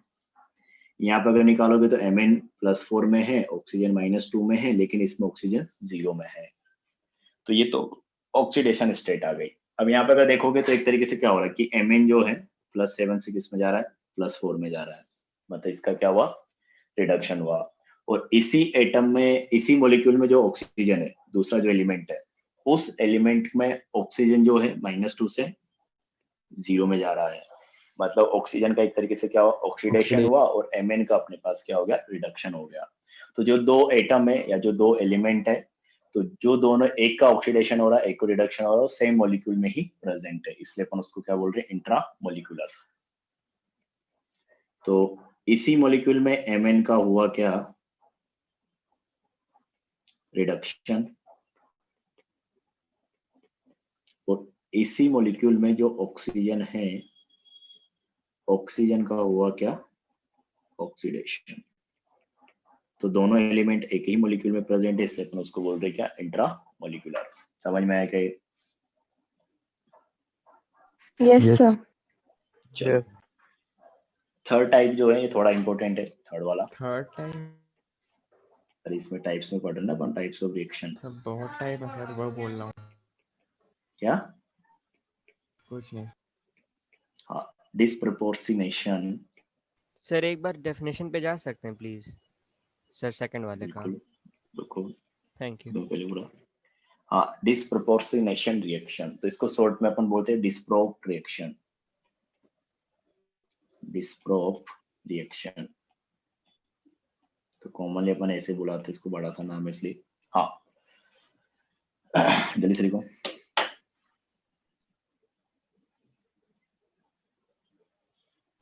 Okay sir, thank you. चलो, तो नेक्स्ट अपने पास क्या है, डिस्प्रोपोर्शनेशन रिएक्शन है, जिसको अपन डिस्प्रोप रिएक्शन बोलेंगे। तो यहाँ पे देखो क्या होता है कि एक ही एटम का ऑक्सीडेशन भी हो रहा है और उसी एटम का रिडक्शन भी हो रहा है, मतलब सेम एटम ऑक्सीडेशन में भी जाएगा और रिडक्शन में भी जाएगा। तो पहले डेफिनेशन लिख लेते हैं, फिर एग्जांपल से समझेंगे कि जैसे कैसे हो रहा है। जैसे अपन बात करें कि reaction in which same element reduce and oxidize simultaneously, कि एक ही एलिमेंट का ही ऑक्सीडेशन होगा और उसी का क्या होगा, रिडक्शन भी होगा साइमल्टेनियसली। ठीक है, इसका एक और डेफिनेशन लिखेंगे, वो एग्जांपल से थोड़ा समझ में आएगा, जब एग्जांपल अपन डिस्कस कर लेंगे उसके बाद। थोड़ा सा जगह छोड़ देना, 2 लाइन। हाँ, तो पहले अपन एग्जांपल समझ लेते हैं, उसके बाद अगला डेफिनेशन भी लिख देंगे। तो जैसे अपने पास मान लो कि H2O2 है, तो H2O2 को अपन बोलते हैं हाइड्रोजन पेरोक्साइड, अनस्टेबल कंपाउंड होता है। जैसे ही लाइट के कांटेक्ट में आता है, ये ब्रेक हो जाता है किसमें, H2O में और O2 में। मतलब H2O2 से पानी बन जाएगा और ऑक्सीजन गैस क्या हो जाएगी, वहां से रिलीज हो जाएगी। अनस्टेबल होता है, ठीक है। तो इसमें अगर अपन देखें तो देखो, हाइड्रोजन के अगर निकालोगे तो +1 में है, ऑक्सीजन अपने पास -1 में है, हाइड्रोजन +1 है, ऑक्सीजन -2 है, ऑक्सीजन 0 है। तो यहाँ पे अगर देखोगे तो हाइड्रोजन में तो कोई चेंज नहीं हुआ, इधर भी +1 था, इधर भी +1 है। जो भी चेंज हो रहा है वो ऑक्सीजन में ही हो रहा है। तो जब ऑक्सीजन को देखोगे तो -1 से ये -2 में भी जा रहा है जब H2O बन रहा है, और -1 से ये 0 में भी जा रहा है। तो ये जो ऑक्सीजन है H2O2 का, उसका एक तरीके से कुछ एटम्स का क्या हुआ, ऑक्सीडेशन हुआ है, कुछ का रिडक्शन हुआ है। मतलब एक ही एलिमेंट है जो ऑक्सीडेशन भी करा रहा है और रिडक्शन भी करा रहा है। तो -1 से -2 मतलब ऑक्सीडेशन स्टेट कम हुआ है, तो इसको अपन क्या बोलेंगे, रिडक्शन। और -1 से 0 मतलब क्या, ऑक्सीडेशन स्टेट बढ़ा है, तो इसको अपन क्या बोलेंगे, ऑक्सीडेशन। ये समझ में आया क्या?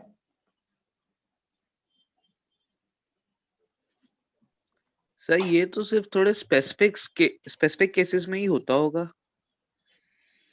स्पेसिफिक केसेस में मतलब, अरे जो रिएक्शन से अपने रिएक्शन हो रही है उसके अंदर अपन फाइंड कर रहे हैं रेडॉक्स और रेडॉक्स है। स्पेसिफिक बहुत सारी रिएक्शंस होती है, उसके एग्जांपल्स भी अपन यहीं पे लिखेंगे कि कौन कौन सी रिएक्शन से जो डिस्प्रोप हो सकती है। वैसे यहाँ का पार्ट नहीं है, लेकिन अपन यहाँ पे पढ़ ले रहे हैं क्योंकि आगे भी तुमको याद करनी पड़ेगी रिएक्शंस। तो मैं यहीं पे लिखवा देता हूँ जनरली जब भी पढ़ाता हूँ, ताकि तुमको रिलेट यहीं पे याद कर सको तुम स्टार्टिंग में ही, क्योंकि आगे बहुत सारी रिएक्शंस आएगी, सब रिएक्शंस को एक साथ याद करना बहुत मुश्किल हो जाता है। और ये कुछ रिएक्शंस तो डायरेक्ट बहुत बार एग्जाम में पूछी गई है डिस्प्रोप रिएक्शन से रिलेटेड, तो ये थोड़ा इंपॉर्टेंट पार्ट है। डायरेक्ट भी रिएक्शन ही पूछ लेता है कभी तो, कि इसमें क्या प्रोडक्ट बनेगा और रिएक्शन का टाइप बताओ।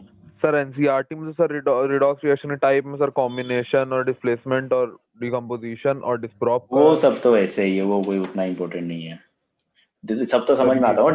डिस्प्लेसमेंट मतलब क्या है कि एक हाँ एटम ये सर दूसरे को वो सब तो डिस्प्लेस सर करा जानते देगा। हैं, पर सर इनमें रिलेट कैसे करेंगे सर? इंटरमॉलिक्यूलर मतलब डिस्प्लेसमेंट? नहीं, बिल्कुल नहीं, मैंने ऐसा कहाँ बोला। मतलब वैसे ही कुछ सर समझ आ रहा है, क्योंकि sir double decomposition. Intermolecular displacement मतलब तुम नहीं समझते, ये तो तुमने पढ़ा होगा ना कि जैसे जिंक को अपन ने जिंक को CuSO4 में डालेंगे, हाँ, तो वो उसको डिस्प्लेस करा देगा। तो वहां पे तुमको डिस्प्लेस दिखेगा ना कि एक एलिमेंट को दूसरे ने डिस्प्लेस करा है, तो वहां पे एक का ही डिस्प्लेसमेंट होता है। वो तो तुम समझ सकते हो, इसलिए मैंने नहीं कराया। जैसे अपन बात करें कि A+BC, कि ये अपने पास दूसरा मॉलिक्यूल है, यहाँ पे 2 एलिमेंट है, तो रिएक्शन जो होगी ना, यहाँ पे ये जो A है, हाँ, ये किसी B और C में से किसी एक को डिस्प्लेस करा देगा, तो AC+D। अब जो ये डिस्प्लेसमेंट रिएक्शन है किसी भी टाइप की हो सकती है, इंट्रामोलिकुलर भी हो सकती है, पहली बात तो रेडॉक्स भी हो सकती है, नॉन रेडॉक्स भी हो सकती है।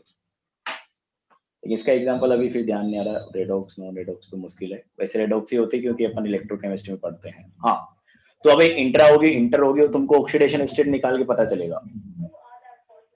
अच्छा ओके सर। हाँ,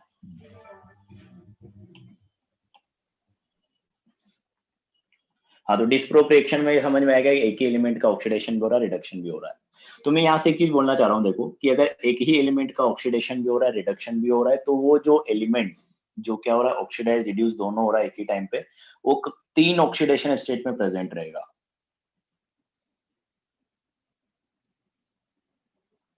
ये समझ में आएगा कि सेम टाइम पे वो 3 ऑक्सीडेशन स्टेट में प्रेजेंट यस रहेगा, सर, क्योंकि जैसे ये स्टार्टिंग में -1 -2 और 0।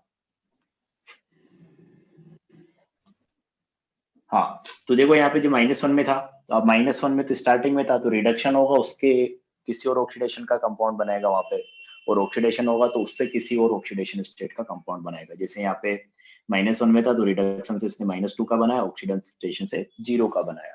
तो अपन कभी कभी डेफिनेशन ऐसा भी आ जाता है कि अपने पास क्या होगा, एक एलिमेंट है जो कि 3 ऑक्सीडेशन स्टेट में प्रेजेंट रहेगा, ऐसी रिएक्शन को अपन क्या बोलते हैं, डिस्प्रोप रिएक्शन। तो ये भी छोटा सा डेफिनेशन है, तो लिख लो, reaction in which one element present in 3 oxidation number, 3 oxidation state की एक एलिमेंट जो रहेगा वो 3 ऑक्सीडेशन स्टेट में कम से कम प्रेजेंट रहेगा, इस तरीके से कुछ। ठीक है, तो ये हो गया। जैसे मैंने बोला था कि डिस्प्रोप रिएक्शन कहाँ कहाँ होती है, मैं थोड़ा याद ही करनी पड़ेगी कौन कौन सी रिएक्शंस हो सकती है, तो मैं अभी लिखा दे रहा हूँ तुम लोगों के लिए थोड़ा सा जो इम्पोर्टेंट वाली है वो, तो कि जैसे अच्छा, लेकिन अपन ने ये पढ़ा नहीं है अभी, एसिड, फिर तुमको दिक्कत होगी वापस, चलो तो फिर रहने दो, इसको बाद में कहीं लिखवा दूंगा मैं।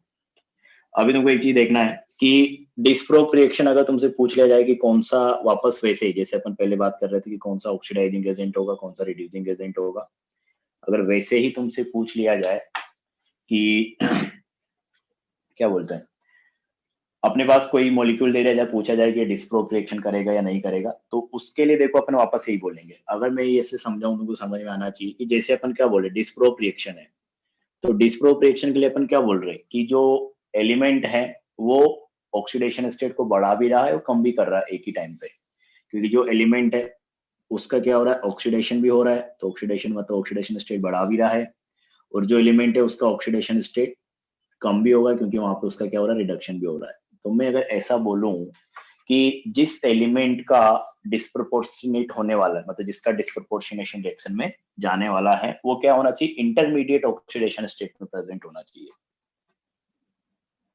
क्या ऐसा बोलेंगे क्या अपन कि जिस एलिमेंट की अपन बात कर रहे हैं अगर वो इंटरमीडिएट ऑक्सीडेशन स्टेट में है तो वो डिस्प्रोप रिएक्शन दिखा सकता है। तो बोलना ही पड़ेगा क्योंकि अपन क्या चाह रहे हैं कि वो एलिमेंट सेम टाइम पे ऑक्सीडेशन स्टेट को बढ़ाए भी सही और कम भी करे। तो अगर मान लो कि उसका मैक्सिमम ऑक्सीडेशन स्टेट में है वो, तो मैक्सिमम में है तो कम तो बढ़ा तो नहीं सकता, सिर्फ कम कर सकता है। इसी तरीके से अगर वो मिनिमम में है तो वो अपना कम तो नहीं कर सकता, सिर्फ ऑक्सीडेशन स्टेट बढ़ा सकता है। और डिस्प्रोप मतलब अपन चाह रहे हैं कि सेम टाइम पे ऑक्सीडेशन स्टेट को कम भी करे और बढ़ाए भी, मतलब ऑक्सीडेशन भी हो उसका और रिडक्शन भी हो। तो यहाँ पे भी अपन वही चीज लिखेंगे कि जो एलिमेंट अपने पास इंटरमीडिएट ऑक्सीडेशन स्टेट में रहेगा वही क्या कर सकता है, एक तरीके से डिस्प्रोप रिएक्शन दिखा सकता है। तो यहाँ पे अपन वही लिखने वाले, एक नोट डाल के लिख लो कि element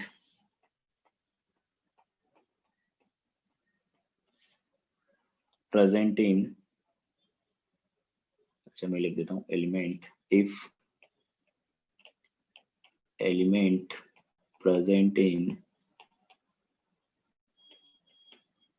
present in intermediate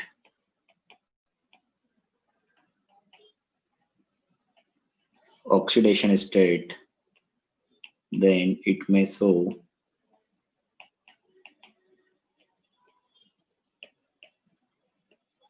disprop reaction। तो अगर तुम्हारे पास क्वेश्चन आ जाए कि कौन सा मॉलिक्यूल डिस्प्रोप रिएक्शन दिखाएगा, तो तुमको वही चेक करना है कि कौन सा मॉलिक्यूल जो है इंटरमीडिएट ऑक्सीडेशन स्टेट में प्रेजेंट है। तो ये हो गया अपने पास, ठीक है।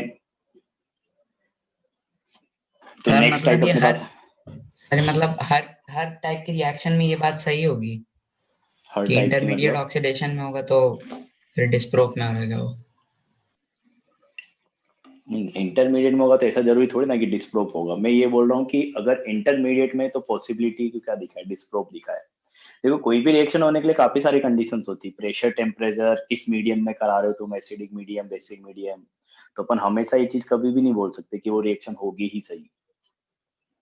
पॉसिबिलिटी अपन बता रहे कि इट में सो डिस्प्रोप रिएक्शन अगर वो इंटरमीडिएट ऑक्सीडेशन स्टेट में है। अब अगर क्वेश्चन में तुमसे पूछ लिया गया है कि इंटरमीडिएट सॉरी कौन सा मॉलिक्यूल है या कौन सा कंपाउंड है जो डिस्प्रोप रिएक्शन दिखा सकता है, तो वहां पे तो अपने को मान के चलना है ना कि डिस्प्रोप रिएक्शन हो रही होगी, बाकी सारी कंडीशन सुटेबल होगी जो भी उस पर्टिकुलर स्पीसीज के लिए चाहिए। बस अपने को तो चेक करना है कि कर पाएगा कि नहीं कर पाएगा, तब फिर तुमको ऑक्सीडेशन स्टेट से देखना है। सर कोई रिएक्शन एक से ज्यादा टाइप दिखा सकती है क्या? हाँ, जैसे अगर अपने पास किसी की बात करूं, बहुत सारे मॉलिक्यूल हो सकते हो तो अलग अलग के साथ, जैसे तुम मान लो कि कोई है अपने पास ए, इसका अगर तुम बी के साथ रिएक्शन कराओगे तो कुछ और आएगा, और अगर किसी दूसरे के कंपाउंड के साथ कराओगे तो कुछ और रिएक्शन होगी। तो रिएक्शन तो कैसे नहीं भी हो सर, सकती एक है, डिपेंड रिएक्शन करता में है सर दो टाइप आ जाए। किस रिएक्शन में। एक ही रिएक्शन सर हम लोग लिखे हैं उसमें सर 2-3 टाइप आ जाए सर, रिडॉक्स के 2 टाइप आ जाए, पॉसिबल है सर ऐसा? रेडॉक्स के 2 टाइप अगर तुम उन सबको भी कंसीडर करते हो, टाइप डिस्प्लेसमेंट इन सबको, तो आ सकता है उसमें क्या है।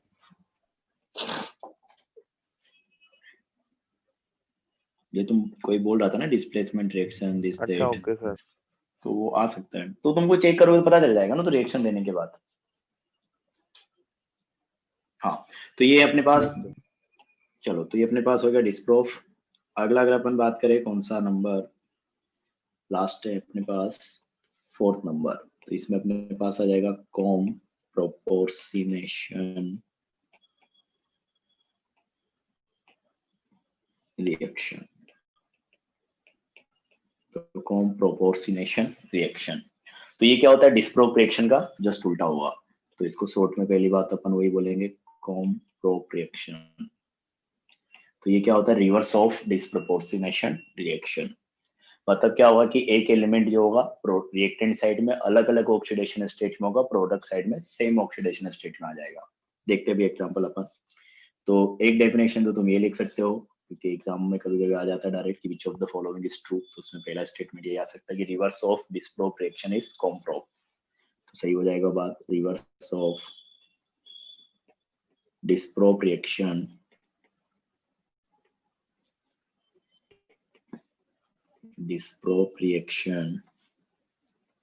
Is comprop reaction. तो मैं सिर्फ इतना लिख दे रहा हूँ अभी, तो ठीक है। या अभी जो जैसे अपने पहले लिखा था एग्जाम्पल से, उसी के हिसाब से अपन डेफिनेशन लिखेंगे। एक और जो चीज मैंने अभी बोली थी कि जैसे अपने वहां पे एग्जाम्पल लिया था क्या, H2O2 वाला, तो इसी को ले लेते हैं, फिर इसके अलावा बाकी 1-2 एग्जाम्पल और कर लेंगे चाहेंगे तो जैसे अपने पास मान लो कि अपने क्या किया था कि O2 है, या दूसरा एग्जाम्पल ले लेते हैं कि जैसे अपने पास मान लो कि Br- है, O प्लस BrO3-, ठीक है। यहाँ से अपने पास क्या होगा, एसिडिक मीडियम अगर इसको अपन लेते हैं तो अपने पास क्या बन गया, Br2 बन गया। तो यहाँ पे अगर देखोगे तो Br अपने पास क्या है, -1 ऑक्सीडेशन स्टेट में है, ये इसका ऑक्सीडेशन स्टेट हो गया। एलिमेंटल मतलब सिंगल आयन है, सिंगल एटम वाला, तो ये -1 में होगा यहाँ पे। तो यहाँ पे अगर निकालोगे तो +5 में है। तो ब्रोमीन को यहाँ पे देखोगे तो ये किस में है, -1 में, यहाँ पे किस में, +5 में। और प्रोडक्ट साइड में देखोगे तो सिर्फ एक ही प्रोडक्ट है, दैट इज Br2। तो अपन क्या बोल सकते हैं कि जो ब्रोमीन है वो -1 से भी 0 में जा रहा है, और +5 से भी किस में जा रहा है, 0 में जा रहा है। तो जो ब्रोमीन था एक एलिमेंट, वो रिएक्टेंट साइड में अलग अलग ऑक्सीडेशन स्टेट में था, लेकिन प्रोडक्ट में सेम ऑक्सीडेशन स्टेट में आ गया। डिस्प्रोप में अपन इसका उल्टा बोलते थे कि रिएक्टेंट साइड में अपने पास क्या रहेगा, जो एलिमेंट है वो प्रोडक्ट साइड में अलग अलग ऑक्सीडेशन स्टेट में चला जाएगा। तो वही चीज होगी, इसका जस्ट उल्टा है। सर हल्का सा ऊपर स्क्रॉल कर दिए। हाँ, तो देखो यहाँ पे अपने पास क्या हो रहा है, Br- 0 में जा रहा है, तो -1 से 0 जा रहा है, मतलब ऑक्सीडेशन स्टेट बढ़ रहा है। तो एक तरीके से इसका क्या हो गया, ऑक्सीडेशन हो गया। तो Br- से Br2 का क्या, ऑक्सीडेशन। और +5 से 0 में जा रहा है, मतलब ऑक्सीडेशन स्टेट कम हो रहा है, तो इसको अपन क्या बोलेंगे, रिडक्शन। सर आपने डिस्प्रोप की एक डेफिनेशन बताई थी, 1 element present in 3 oxidation state, sir वो तो यहाँ पे ही वैलिड है। वो तो यहाँ पे वैलिड है। तो यहाँ पे लेकिन अपन ऐसा कुछ लिखना चाह रहे हैं कि एक एलिमेंट रहेगा, 1 एलिमेंट, इसी से रिलेट करके उसके लिए भी एक और लिख सकते हो, 1 एलिमेंट। देखो ये डेफिनेशन नहीं है, ये मतलब ऑब्जर्वेशन है जिसको अपन डेफिनेशन की फॉर्म में लिख रहे हैं, कि एक तरीके से ऐसा भी तुम्हारे पास आ जाए तो तुमको समझ में आनी चाहिए चीज कि 1 element having different oxidation number in different reactant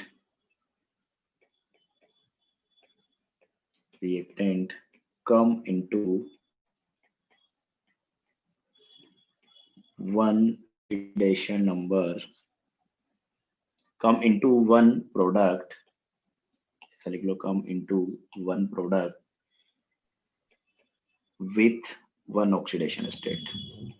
with intermediate oxidation state. नहीं, इंटरमीडिएट तो अंडरस्टूड रहेगा ना कि इंटरमीडिएट में आया होगा, बीच वाले में तो आएगा ना यार।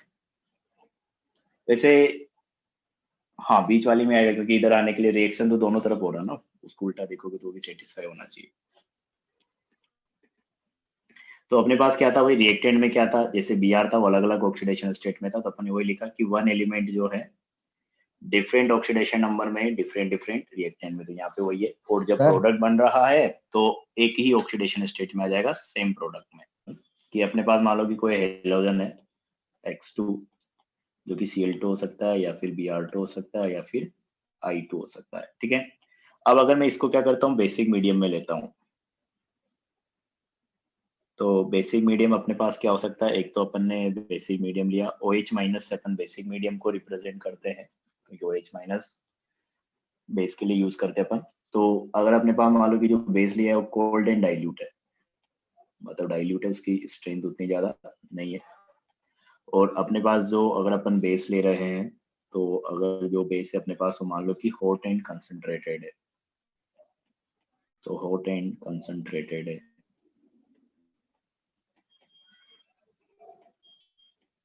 ठीक है। तो हॉट एंड कंसंट्रेटेड एक बार कोल्ड एंड डाइल्यूट है, तो यहाँ पे भी डिस्प्रोप होगा, पहले वाले केस में भी दूसरे वाले केस में भी डिस्प्रोप होगा, लेकिन प्रोडक्ट थोड़ा सा चेंज हो जाएगा। यहाँ पे प्रोडक्ट बनेगा X माइनस और XO माइनस, और यहाँ पे बनेगा X minus plus XO3 minus. तो देखोगे तो हो तो डिस्प्रोप ही रहा है, क्योंकि यहाँ पे देखोगे तो जीरो में है, जीरो से -1 चला गया और जीरो से +1 चला गया। यहाँ पे देखोगे तो जीरो था, जीरो से -1 चला गया और +5 चला गया, तो दोनों डिस्प्रोप है, बस एक प्रोडक्ट जो है वो चेंज हो जा रहा है कंडीशन के हिसाब से।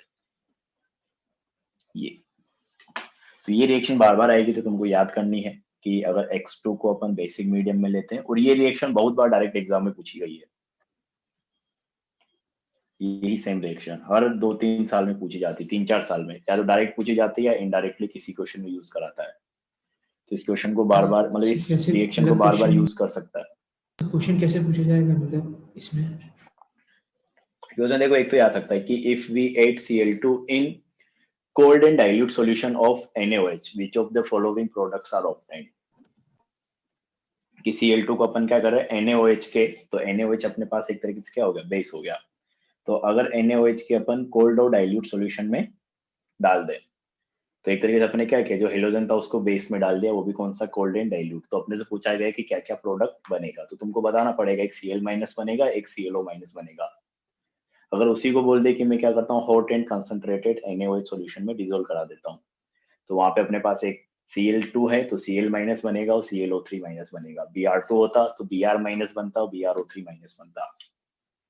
समझ में आएगा एवोपरेट हो जाता है, क्या चीज, एवोपरेट हो जाता है। वो मीडियम है, रिएक्शन कराने के लिए मीडियम चाहिए होगा ना यार। जैसे मान लो कि हाँ, तो ये है अपने पास, ये वाली रिएक्शन काफी इंपॉर्टेंट है। वैसे एस ब्लॉक में आती है जब अपन NaOH पढ़ते हैं वहीं पे, जिससे मैंने NaOH का भी एग्जांपल लिया बेस की फॉर्म में, या फिर जब तुम ये पढ़ोगे हेलोजन वाली family, that is group number 70 जो 12th का चैप्टर है, लेकिन ये भी यूज होता रहेगा, इसलिए इसको तो एटलीस्ट याद कर लो। तो ये हो गया अपने पास क्लासिफिकेशन। अब अपने पास क्या है, बैलेंसिंग, लास्ट टॉपिक बचा है रेडॉक्स में। तो बैलेंसिंग का अपने पास 2 तरीका होता है। पहला वाला एकदम आसान है, तो इसको पहले समझते हैं, फिर इसकी प्रैक्टिस करेंगे, उसमें टाइम भी हो जाएगा। तो balancing of redox reactions, balancing of redox reactions. तो रेडॉक्स रिएक्शन की बैलेंसिंग के बारे में अपने को बात करनी है, ठीक है। तो देखो, बैलेंसिंग का मतलब अपने पास पता है क्या होता है, किसी भी रिएक्शन को अपन बैलेंस कर रहे हैं, तो वहां पे अपन 2 चीज को बैलेंस करना चाह रहे हैं, एक तो मास को और एक चार्ज को। क्योंकि अपन बोलते हैं कि अपने पास अगर रिएक्शन हो रही है तो वहां पे मास कंजर्व रहता है और अपने पास जो चार्ज है वो भी क्या रहता है, कंजर्व रहता है। तो जब भी अब देखो, जब नॉन रेडॉक्स रिएक्शन की अपन बात करते हैं तो नॉन रेडॉक्स रिएक्शन में चार्ज ट्रांसफर कुछ नहीं होता है, मतलब वहां पे चार्ज का एक्सचेंज नहीं होता है। तो जो अभी तक मोल कंसेप्ट में अपन रिएक्शंस लिख रहे थे, ज्यादातर अपने पास क्या थी, नॉन रेडॉक्स रिएक्शंस थी। तो वहां पे अपन जो बैलेंस करते थे हीट एंड ट्रायल मेथड से, कि इधर 2 ऑक्सीजन है इधर भी 2 कर दो, इधर 4 हाइड्रोजन है तो इधर भी 4 कर दो। तो एक तरीके से अपन जो एटम बैलेंस कर रहे थे, एक तरीके से अपन मास को बैलेंस कर रहे थे। उस तरीके से अपन चार्ज के बारे में वहां पे फिक्र नहीं कर रहे थे, क्योंकि वहां पे नॉन रेडॉक्स रिएक्शन थी तो वहां पे चार्ज का एक्सचेंज नहीं था। लेकिन अभी रेडॉक्स रिएक्शन है, तो रेडॉक्स रिएक्शन में मतलब यहाँ पे अपने को चार्ज बैलेंस भी देखना पड़ेगा और साथ के साथ मास बैलेंस भी देखना पड़ेगा। तो जब भी किसी रिएक्शन की बैलेंसिंग की बात होती है, मतलब वहां पे अपने को 2 चीजें को बैलेंस करना पड़ता है, एक चार्ज को और एक मास को। और रेडॉक्स रिएक्शन में दोनों का एक्सचेंज हो रहा है, मतलब चार्ज भी आपस में एक्सचेंज हो रहा है, इसीलिए अपन बोल रहे हैं कि ऑक्सीडेशन रिडक्शन हो रहा है, और मास तो हो ही रहा है। तो दोनों चीज को बैलेंसिंग अपने को देखनी पड़ेगी। तो 2 मेथड अपने पास इसी तरीके से हैं कि पहला मेथड जो अपन पढ़ेंगे आयन इलेक्ट्रॉन मेथड। तो आयन इलेक्ट्रॉन मेथड में अपन क्या करते हैं, पहले मास को बैलेंस करते हैं, देन चार्ज को बैलेंस करते हैं। दूसरा मेथड अपन पढ़ेंगे ऑक्सीडेशन नंबर मेथड। तो ऑक्सीडेशन नंबर मेथड में पहले तो नाम से पता चल रहा होगा, ऑक्सीडेशन नंबर मतलब ऑक्सीडेशन स्टेट जो अपन निकाल रहे हैं उसी चीज को यूज करेंगे। तो ऑक्सीडेशन नंबर मेथड में अपन क्या करने वाले हैं, जैसे मैंने आयन इलेक्ट्रॉन में क्या बोला था, पहले मास को करेंगे फिर चार्ज को करेंगे, तो वहां पे उल्टा करेंगे। ऑक्सीडेशन नंबर मेथड में वहां पे पहले चार्ज को बैलेंस करेंगे देन मास को बैलेंस करेंगे। तो ये छोटा सा डिफरेंस है और कुछ भी नहीं है। तो आयन इलेक्ट्रॉन मेथड थोड़ा आसान पड़ता है, उसमें ज्यादा दिमाग नहीं लगाना होता है, तो उसको अपन आज डिस्कस कर लेते हैं। तो पहले तो अपन ये लिखते हैं जो मैंने अभी बोला कि ऑल बैलेंस्ड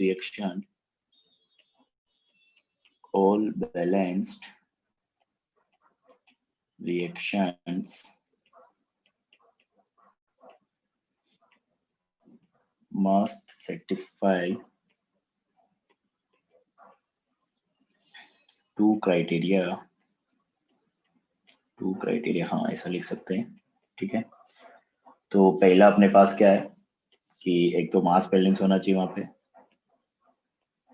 मास या फिर उसको बोल दो एटम का बैलेंस,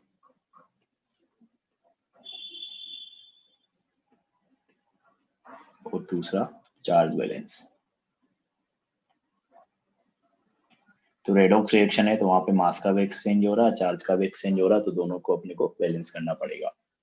नॉन रेडॉक्स में सिर्फ मास ही एक तरीके से एक्सचेंज होता है, तो वहां पे सिर्फ मास का ही अपन बैलेंस करते हैं, उसी तरीके से जैसे हीट एंड ट्रायल मेथड अपन लगाते थे। तो पहला जो तरीका आएगा इसमें बैलेंसिंग का, तो वो अपने पास रहेगा क्या, पहला मेथड है आयन इलेक्ट्रॉन मेथड।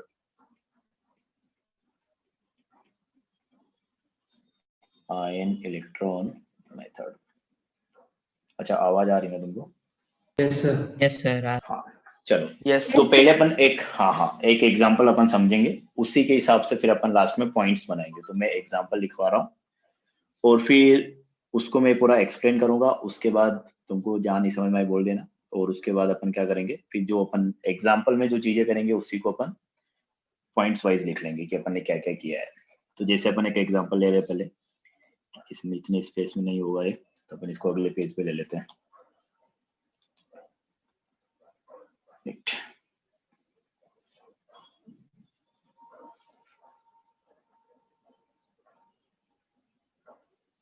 हाँ, तो ये अपने पास है आयन इलेक्ट्रॉन मेथड। तो जैसे मान लो कि अपने पास एक रेडॉक्स रिएक्शन है कि MnO4 minus plus C2O4 2 minus, यहाँ से अपने पास बना Mn2 प्लस और CO2, ठीक है। तो अपने पास एक रेडॉक्स रिएक्शन है। तो जब भी अपन आयन इलेक्ट्रॉन मेथड की बात करते हैं तो सबसे पहला तो अपना काम ये होता है कि अपने को ये पता लगाना है कि कहाँ पे ऑक्सीडेशन हो रहा है और कहाँ पे रिडक्शन हो रहा है। तो उसके लिए अपने को ऑक्सीडेशन स्टेट निकालनी पड़ेगी। तो पहला पॉइंट तो हो जाएगा कि identify oxidation and reduction part. तो देखो अपने पास MnO4 +7 में आएगा, ऑक्सीजन -2 में आएगा, कार्बन निकालोगे तो +3 में आएगा, ऑक्सीजन -2 में आएगा, Mn ये है ही सही +2 में, और यहाँ पे कार्बन +4 में आएगा, ऑक्सीजन -2 में आएगा। तो ऑक्सीजन के लिए कोई चेंज नहीं हो रहा है, कार्बन के लिए भी चेंज हो रहा है और Mn के लिए भी चेंज हो रहा है। तो Mn की अगर अपन बात करें तो Mn जो है अपना +7 से किस में जा रहा है, एक तरीके से +2। तो इसका क्या हुआ, ऑक्सीडेशन या रिडक्शन? रिडक्शन। रिडक्शन। तो ये अपने पास क्या हो गया, +7 से +2 में जा रहा है, मतलब कम हो रहा है, तो ये अपने पास हो गया रिडक्शन वाला पार्ट।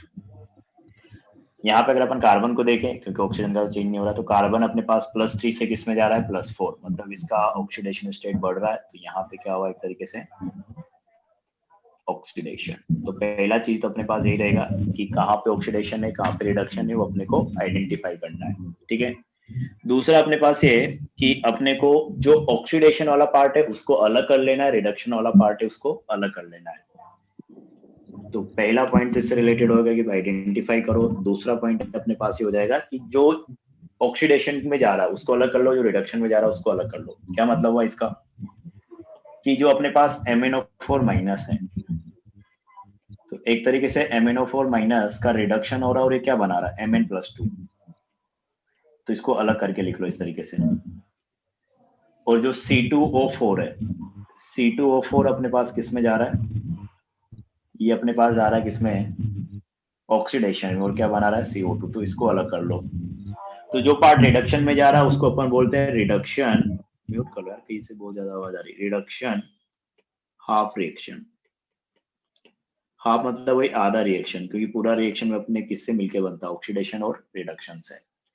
तो जिसमें रिडक्शन हुआ उसको अपन ने अलग करके लिख लिया, और उसको अपन बोल रहे क्या, रिडक्शन हाफ रिएक्शन। कि अपन ने देखा कि MnO4- में Mn का रिडक्शन हो रहा है, किसमें हो रहा है, Mn+2 में, उसको अपन ने सेपरेट करके लिख लिया, तो उसको अपन बोलेंगे रिडक्शन हाफ रिएक्शन। इसी तरीके से अपन ने देखा कि अपने पास जो C2O4 था लेफ्ट हैंड साइड में, उसमें कार्बन का क्या हो रहा है, ऑक्सीडेशन हो रहा है, किसमें, CO2 में। तो इसको अपन ने C2O4 को CO2 में इस तरीके से अलग करके लिख लिया। तो इसको अपन बोलेंगे क्या, ऑक्सीडेशन हाफ रिएक्शन। तो इस तरीके से एक तरीके तुमको ऑक्सीडेशन हाफ और रिडक्शन हाफ रिएक्शन को अलग कर लेना है। ऑक्सीडेशन हाफ का मतलब हो गया कि जिस मॉलिक्यूल का जिसमें ऑक्सीडेशन हो रहा है उसको अलग करके लिख लो। रिडक्शन हाफ का मतलब कि जिस मॉलिक्यूल का, जैसे यहाँ पे अपने पास MnO4- का Mn+2 में रिडक्शन हो रहा था, उसको अपन ने अलग करके लिख लिया, ठीक है। तो सेकंड पॉइंट ये आ जाएगा कि right oxidation and reduction half reaction separately, अलग अलग करके उनको लिख लेना है, ठीक है। अब देखो, जब ये दोनों रिएक्शन अपने पास अलग हो जाएगी तो अपन इन दोनों को पहले अलग अलग बैलेंस करेंगे, और फिर बाद में जब दोनों बैलेंस हो जाएगी तो दोनों को बैलेंस होने के बाद वापस ऐड कर देंगे अपन।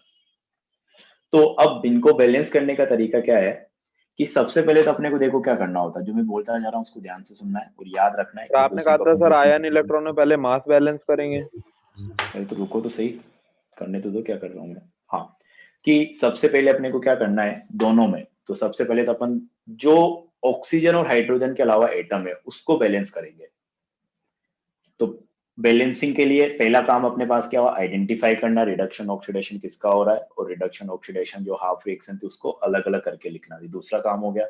तीसरा काम अपने पास क्या है कि सबसे पहले अपने को ऑक्सीजन और हाइड्रोजन के अलावा जो एटम है अगर कोई है तो उसको बैलेंस करना है। तो यहाँ पे ऑक्सीजन के अलावा क्या है, Mn। तो Mn को अपन बैलेंस करेंगे दोनों साइड में। तो इधर देखोगे तो Mn1 है, इधर भी Mn1 है, मतलब Mn अपने पास ऑलरेडी बैलेंस्ड है। ऑक्सीडेशन वाले में देखोगे तो अपने पास इधर देखोगे तो कार्बन, सॉरी, ऑक्सीजन और हाइड्रोजन के अलावा यहाँ पे क्या है, कार्बन है। तो कार्बन इधर 2 है, इधर कार्बन 1 है, तो कार्बन को बराबर करने के लिए अपन इसको क्या करेंगे, 2 से मल्टीप्लाई कर देंगे, मतलब कार्बन बैलेंस हो गया। तो तीसरा पॉइंट अपने पास यही रहेगा कि ऑक्सीजन और हाइड्रोजन के अलावा जो भी एलिमेंट्स है, जो भी एटम्स है, उनको बैलेंस करना वही जैसे अपन पहले करते थे हिट एंड ट्रायल मेथड से, दोनों तरफ काउंट करके कि कौन सा एटम कितना है उसके हिसाब से। तो ये मास बैलेंस ही तो हुआ ना एक तरीके से। अब अपने पास जब ऑक्सीजन और हाइड्रोजन के अलावा जो बाकी एटम है अगर वो बैलेंस हो गए तो फिर अपन आएंगे किसके ऊपर, ऑक्सीजन और हाइड्रोजन के ऊपर। लेकिन ऑक्सीजन को बैलेंस करने के लिए अपन H2O यूज करते हैं और हाइड्रोजन को बैलेंस करने के लिए H+ यूज करते हैं। तो इसका क्या मतलब हुआ, देखो कि अपन ने Mn को बैलेंस कर दिया, अब अपने पास ऑक्सीजन ही बचा। तो इधर क्या है, अपने पास 4 ऑक्सीजन है और इधर अपने पास एक भी ऑक्सीजन नहीं है, तो अपन ये तो नहीं होगा कि डायरेक्ट ऑक्सीजन एटम रख देंगे, क्योंकि ऑक्सीजन एटम तो एग्जिस्ट ही नहीं करता है। तो एक तरीके से अपने पास जो मीडियम रहेगा ना वो H2O रहेगा, तो जो ऑक्सीजन होगा वो कहीं ना कहीं मीडियम से ही रिलेटेड होगा। तो एक तरीके से अपने पास जो 4 ऑक्सीजन इधर है, उधर भी अपने को 4 करने हैं, तो जितने ऑक्सीजन की अपने पास डिफिशियंसी रहेगी जिस साइड में, जैसे यहाँ पे 4 थे, इधर एक भी नहीं है, तो उधर अपन उतने ही H2O ऐड कर देंगे। तो ऑक्सीजन अपने पास रिएक्टेंट साइड में 4 था, प्रोडक्ट साइड में 4 करना था, तो अपन ने 4 H2O ऐड कर दिए। तो ऑक्सीजन को बैलेंस किया जाएगा किससे? H2O से। तो पहले अपने पास ऑक्सीजन हाइड्रोजन के अलावा जो अदर एलिमेंट था उसको बैलेंस करना है, उसके बाद ऑक्सीजन को बैलेंस करना है, सबसे लास्ट में हाइड्रोजन को बैलेंस करना है। ऑक्सीजन को बैलेंस करने के लिए H2O यूज करना है, हाइड्रोजन को बैलेंस करने के लिए H+ यूज करना है। तो अब ऑक्सीजन भी बैलेंस कर दिया अपन ने। अब अपने पास इधर हाइड्रोजन आ गया H2O की वजह से, कितना? 8 हाइड्रोजन। और हाइड्रोजन को बैलेंस करने के लिए अपन क्या यूज करते हैं? H+। तो इधर अपने पास क्या है? 8 हाइड्रोजन, तो इधर भी 8 होने चाहिए, तो अपन यहाँ पे क्या ऐड कर देंगे? 8 H+। ये समझ में आ गया? Yes sir. Yes sir. तो एक तरीके से अपने पास सारे एटम्स बैलेंस हो गए अभी। तो सारे एटम्स बैलेंस हो गए, मतलब अपन ने मास बैलेंस कर दिया। अभी तो रेडॉक्स रिएक्शन है, तो चार्ज भी बैलेंस करना पड़ेगा। तो जब इस तरीके से अपने पास हाइड्रोजन ऑक्सीजन के अलावा जो भी एलिमेंट्स हैं वो बैलेंस हो गए, वही हीट एंड ट्रायल मेथड से गिन के। ऑक्सीजन को बैलेंस कर दिया अपन ने H2O से, हाइड्रोजन को बैलेंस कर दिया अपन ने H+ से, तो सारे एटम्स बैलेंस हो गए। अब अपन चार्ज बैलेंस करेंगे, तो पहले तुमको गिनना पड़ेगा किस साइड कितना चार्ज है। तो इसको तो मैं हटा दे रहा हूँ। अब यहाँ पे देखो कि MnO4 की अपन बात करें तो MnO4 पे कितना है? -1 चार्ज, और MnO4 का नंबर कितना है? 1। मतलब MnO4 की वजह से कितना चार्ज आ रहा है? -1। एक H+ की अगर अपन बात करें तो एक H+ पे कितना चार्ज है? +1। अपने पास कितने H+ है? 8। तो 8 H+ चार्ज यहाँ से, सॉरी +8 चार्ज यहाँ से आएगा और -1 चार्ज यहाँ से आएगा। तो नेट चार्ज अपने पास कितना है रिएक्टेंट साइड में? नेट चार्ज अपने पास कितना? +7। और इधर अगर देखोगे तो इधर अपने पास क्या है? सिर्फ Mn+2 से चार्ज आएगा, क्योंकि H2O तो न्यूट्रल है, तो वहां से तो कोई चार्ज नहीं आएगा। तो यहाँ से अपने पास जो चार्ज आएगा कितना आएगा? +2। तो एक तरीके से यहाँ पे +7 का चार्ज है, यहाँ पे +2 का चार्ज है। अपन ने बोला कि चार्ज तो बैलेंस होना चाहिए, और चार्ज को बैलेंस करने के लिए अपन इलेक्ट्रॉन्स यूज करते हैं। सर हाँ, H2O से क्यों नहीं आएगा सर? H2O न्यूट्रल है ना यार, उसके ऊपर कहाँ चार्ज है? कोई पावर नहीं है, मतलब कोई चार्ज नहीं। कहाँ चार्ज दिखाया अपन उसके ऊपर? जैसे ऑक्सीडेशन नंबर वो करते थे बैलेंस। तो वो तो ऑक्सीडेशन नंबर जैसे H2O में निकालोगे तो ऑक्सीजन पे -2 है, हाइड्रोजन पे क्या है? +2 है, तो दोनों बैलेंस हो गया। अच्छा तो वैसे। टोटल चार्ज रहेगा ना किसी भी स्पीसीज को दिखाया जाएगा। जैसे यहाँ पे दिखाया गया Mn के ऊपर क्या है, जो ये अपने पास है यहाँ पे, इस Mn के ऊपर क्या है? +2 है। इस H के ऊपर क्या है? नेट चार्ज +1 है। MnO4 माइनस में अगर देखोगे तो Mn +7 में, 4 ऑक्सीजन -2 में, तो नेट मिला के कितना बच गया? -1। तो नेट चार्ज तुमको दिखाया जाएगा वो, तो तुमको साफ साफ दिखेगा कितना है। समझ में आया क्या ये? यस हाँ है सर। ना। चलो, तो अपन ने देखा कि रिएक्टेंट साइड में अपने पास +7 का चार्ज है, प्रोडक्ट साइड में +2 का चार्ज है, और अपन बोल रहे कि चार्ज भी बैलेंस होना चाहिए। तो चार्ज को बैलेंस करने के लिए अपन इलेक्ट्रॉन यूज करते हैं, क्योंकि ऑक्सीडेशन रिडक्शन जो भी हो रहा है उसमें इलेक्ट्रॉन्स का एक्सचेंज हो रहा है। तो एक तरफ +7 है, एक तरफ +2 है, और अपने को इलेक्ट्रॉन ऐड करना है, मतलब नेगेटिव चार्ज ऐड करना है। तो नेगेटिव चार्ज तो उधर ऐड करेंगे ना जहाँ पे पॉजिटिव चार्ज ज्यादा रहेगा।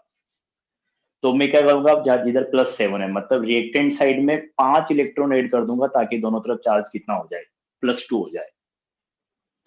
तो जिधर चार्ज ज्यादा रहेगा पॉजिटिव चार्ज, उधर अपन क्या करेंगे? इलेक्ट्रॉन ऐड कर देंगे, ताकि दोनों तरफ चार्ज क्या हो जाए? बैलेंस हो जाए। तो इधर अपने पास +7 है, इधर अपने पास +2 है, तो इसको भी अगर अपन +2 बना दे तो उसके लिए अपन क्या करेंगे? यहाँ पे 5 इलेक्ट्रॉन ऐड कर देंगे। सर जिधर कम H+ आयन ऐड कर सकते हैं। क्या चीज? प्लस साइन क्या? अरे ऑक्सीडेशन रिडक्शन हो रहा है, तो वहां पे तो इलेक्ट्रॉन का एक्सचेंज हो रहा है ना, तो इलेक्ट्रॉन से चार्ज बैलेंस करोगे ना यार।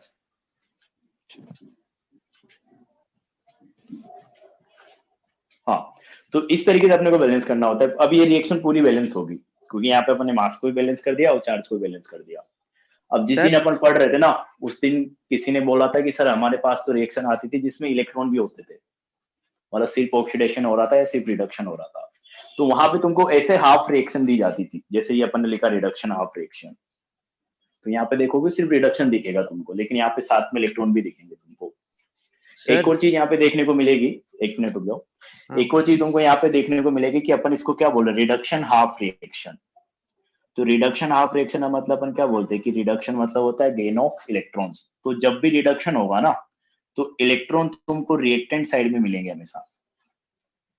अगर तुमने रिडक्शन हाफ रिएक्शन को बैलेंस किया और तुम्हारा नेट इलेक्ट्रॉन प्रोडक्ट साइड में आ गया, इसका मतलब तुमने कुछ ना कुछ मिस्टेक की है, क्योंकि रिडक्शन का मतलब ही होता है गेन ऑफ इलेक्ट्रॉन, मतलब वहां पे जो रिएक्टेंट है वो इलेक्ट्रॉन गेन करेगा।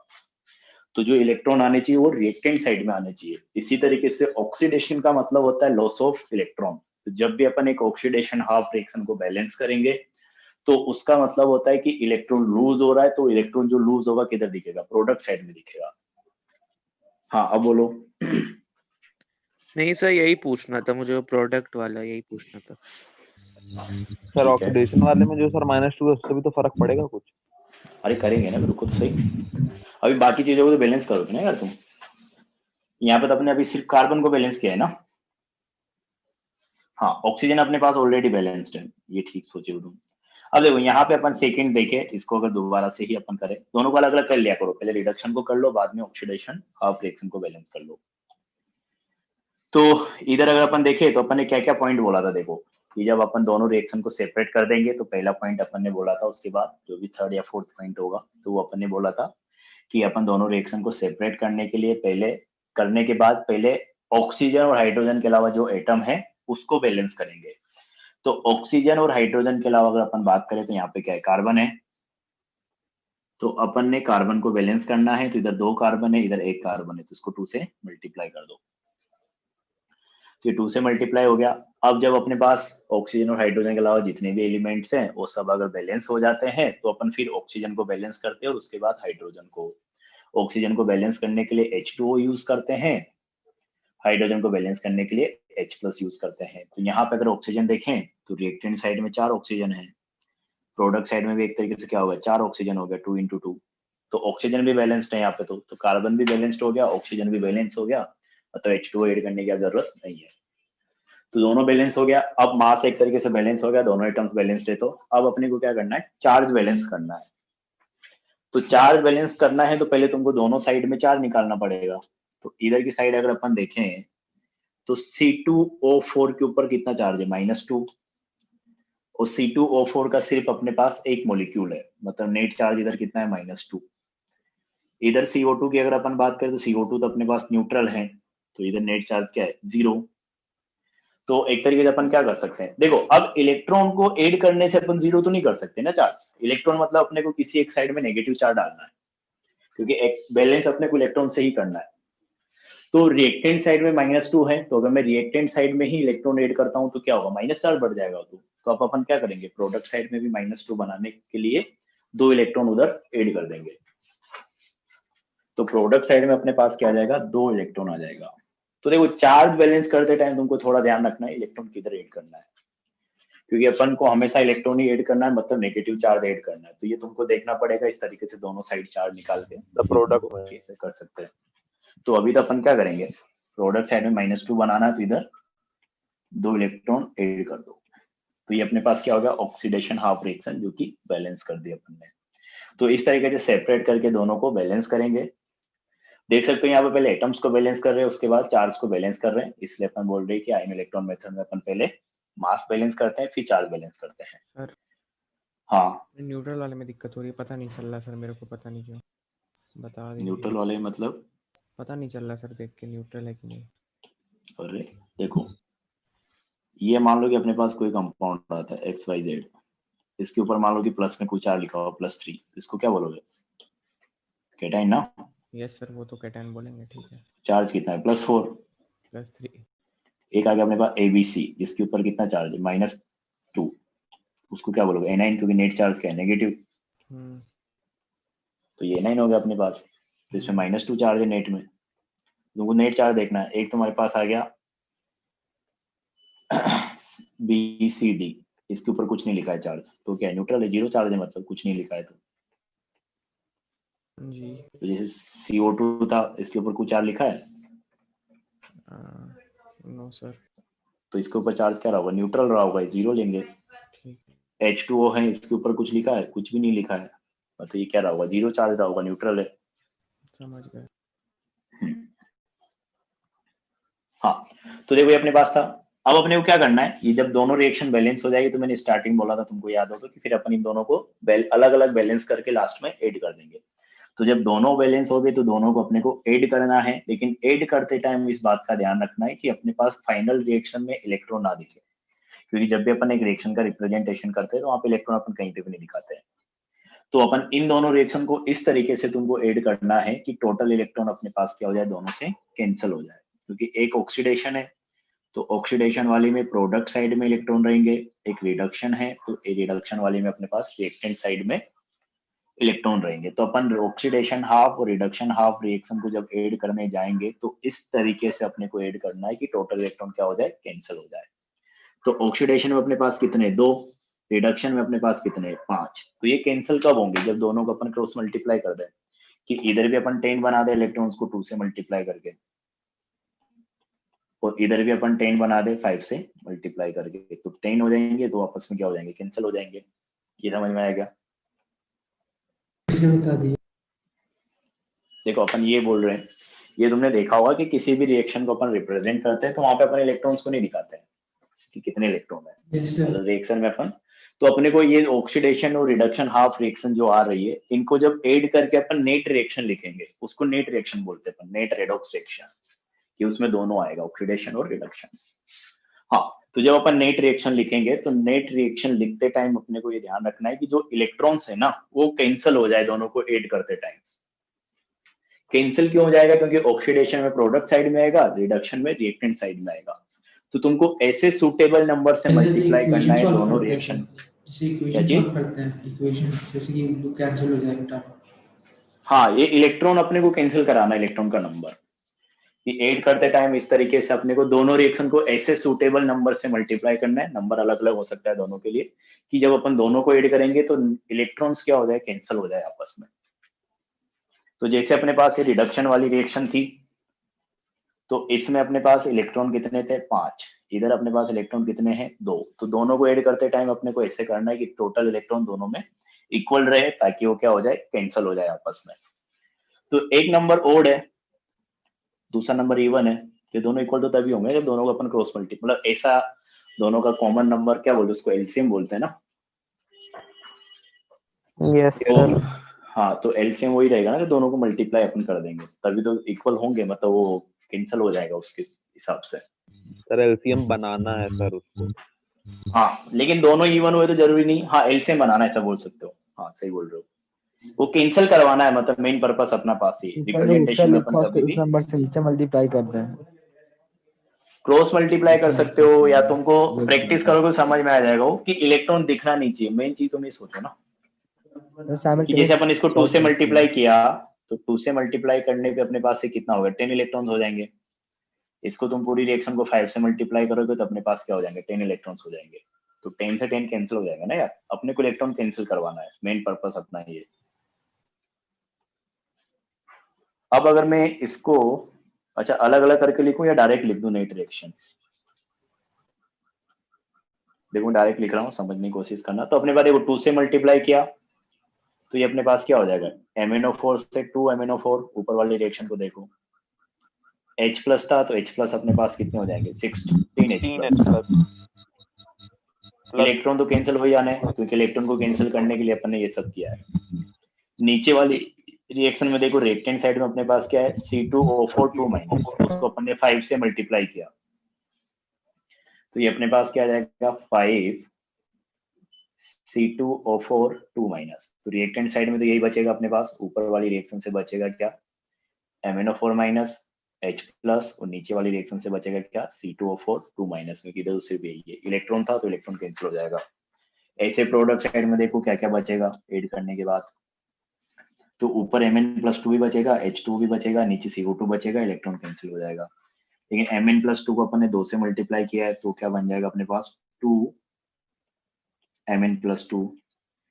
4H2O भी अपन ने क्या किया, 2 से मल्टीप्लाई किया तो क्या बन जाएगा 8H2O। नीचे CO2 को अपन ने 5 से मल्टीप्लाई किया था तो 2 CO2 पहले से था इंटू 5 तो अपने पास आ जाएगा 10 CO2। तो ये अपने पास क्या आ जाएगा, नेट बैलेंस्ड इक्वेशन आ जाएगी। इसको अपन बोलेंगे नेट बैलेंस्ड इक्वेशन। तो क्या क्या किया अपन ने वो मैं लिख देता हूँ, उसके बाद एक एग्जांपल दूंगा, वो तुमको घर से करके लाना है, ये टाइम कम है। ये समझ में आएगा किस तरीके से अपन ने किया है? Sir yes sir. नहीं तो एक चीज कर सकते हैं ना, मैं तुमको भेज देता हूँ तो तुम खुद लिख लेना वो। Excuse me sir. हाँ बोलो। सर ये बैलेंसिंग जो हम करते हैं आयन इलेक्ट्रॉन मेथड में, सर ये अल्कलाइन और एसिडिक मीडियम दोनों में की जाती है ना? हाँ, ये अभी अपन ने एसिडिक मीडियम पढ़ा है, जो H+ अपन ऐड कर रहे थे ना, उसका मतलब ये था कि वो H+ एसिडिक मीडियम से आ रहा है। Okay sir. बेसिक मीडियम में क्या करेंगे अपन कल ही देखते हैं फिर। OH minus. ऑक्सीजन के लिए OH minus. Yes sir, OH minus. Yes sir. हाँ, OH माइनस यूज करते हैं, तो अपन देखेंगे किस तरीके से एसिडिक मीडियम से बैलेंस। ये तो एसिडिक मीडियम हो गया, बेसिक मीडियम अपन आगे देखेंगे। सर इसी को सर हाफ रिएक्शन मेथड कहते हैं। हाँ, इसी को हाफ रिएक्शन मेथड भी बोलते हैं, क्योंकि ऑक्सीडेशन नंबर वाला मेथड है ना, उसमें अलग अलग नहीं करते अपन रिडक्शन और ऑक्सीडेशन हाफ रिएक्शन को, उसमें ऐसे लिख के रख देते हैं। तो सर ये आप कह रहे थे इजी वाला मेथड है कि जो दूसरा है वो इजी वाला मेथड है? उसमें मतलब लोगों को थोड़ा दिक्कत ज्यादा होता है, दोनों बराबर ही, मतलब ऐसा कोई दिक्कत नहीं है। मतलब इसमें अगर तुम एक बार एक दो क्वेश्चन की प्रैक्टिस कर लोगे तो फिर तुमको ज्यादा सोचना नहीं पड़ेगा, हर बार एक ही चीज रिपीट करनी है वापस। उसमें थोड़ा सा तुमको ऑक्सीडेशन नंबर निकालने में दिमाग लगाना पड़ सकता है इधर उधर, और कुछ नहीं है। वैसे दोनों इजी पड़ते हैं, टाइम दूसरे वाले में कम लगता है और इसमें दिमाग कम लगता है, उसमें दिमाग थोड़ा सा ज्यादा लगेगा। हाँ, देख लेना, दोनों बता देंगे अपन, बताया जाता है दोनों, फिर तुमको जो सूटेबल लगे उसके हिसाब से तुम करना। हाँ, क्योंकि क्वेश्चन तो तुमको आंसर हमेशा ऐसा है ही नहीं कि एक मेथड से आएगा दूसरे से नहीं आएगा। सर क्वेश्चन में स्पेसिफाई नहीं होगा कि किस मेथड से निकालना है? नहीं, अरे तुम अपना तो ऑब्जेक्टिव पेपर है ना यार, उसमें कैसे बोल देगा तुमको? ओके, अच्छा। स्कूल एग्जाम में जरूर बोला जा सकता है, या बोर्ड एग्जाम में तो आएगा, तो अगर 11th में तो है तो स्कूल वाले एग्जाम में ही आएगा, तो उसमें जरूर बोल सकता है कि balance by using oxidation number method, या फिर क्या बोलते हैं आयन इलेक्ट्रॉन मेथड। अच्छा, तो मैं ये कह रहा था कि ये चीज अगर मैं तुमको फोटो भेज दूं तो लिख लोगे या लिखवाऊं? लिख लेंगे सर। लिख लेंगे ना, अभी तुरंत लिख लेना तो चीजें तुमको ध्यान रहेगी कि अपन ने क्या क्या बोला था। वैसे मैं स्क्रीन शॉट लेके अभी भेज रहा हूँ, उसको मैं एक बार पढ़ के समझा देता हूँ कि अपन ने जो लिखा वैसा ही लिखा हुआ है, तो चीजें तुम्हारे लिए लिखने में भी थोड़ी समझने में आसानी हो जाएगी। तो इसको मैं ग्रुप पे शेयर कर रहा हूँ, सब लोग ओपन कर लेना मोबाइल में। एक मिनट, कहाँ मिलेगा ये? हाँ, मिल गया। अच्छा, अपन तो S4 वाले बना, अपन तो आज तो सीधा अपने वो वाले ग्रुप बनाया उसी पे कर देते हैं।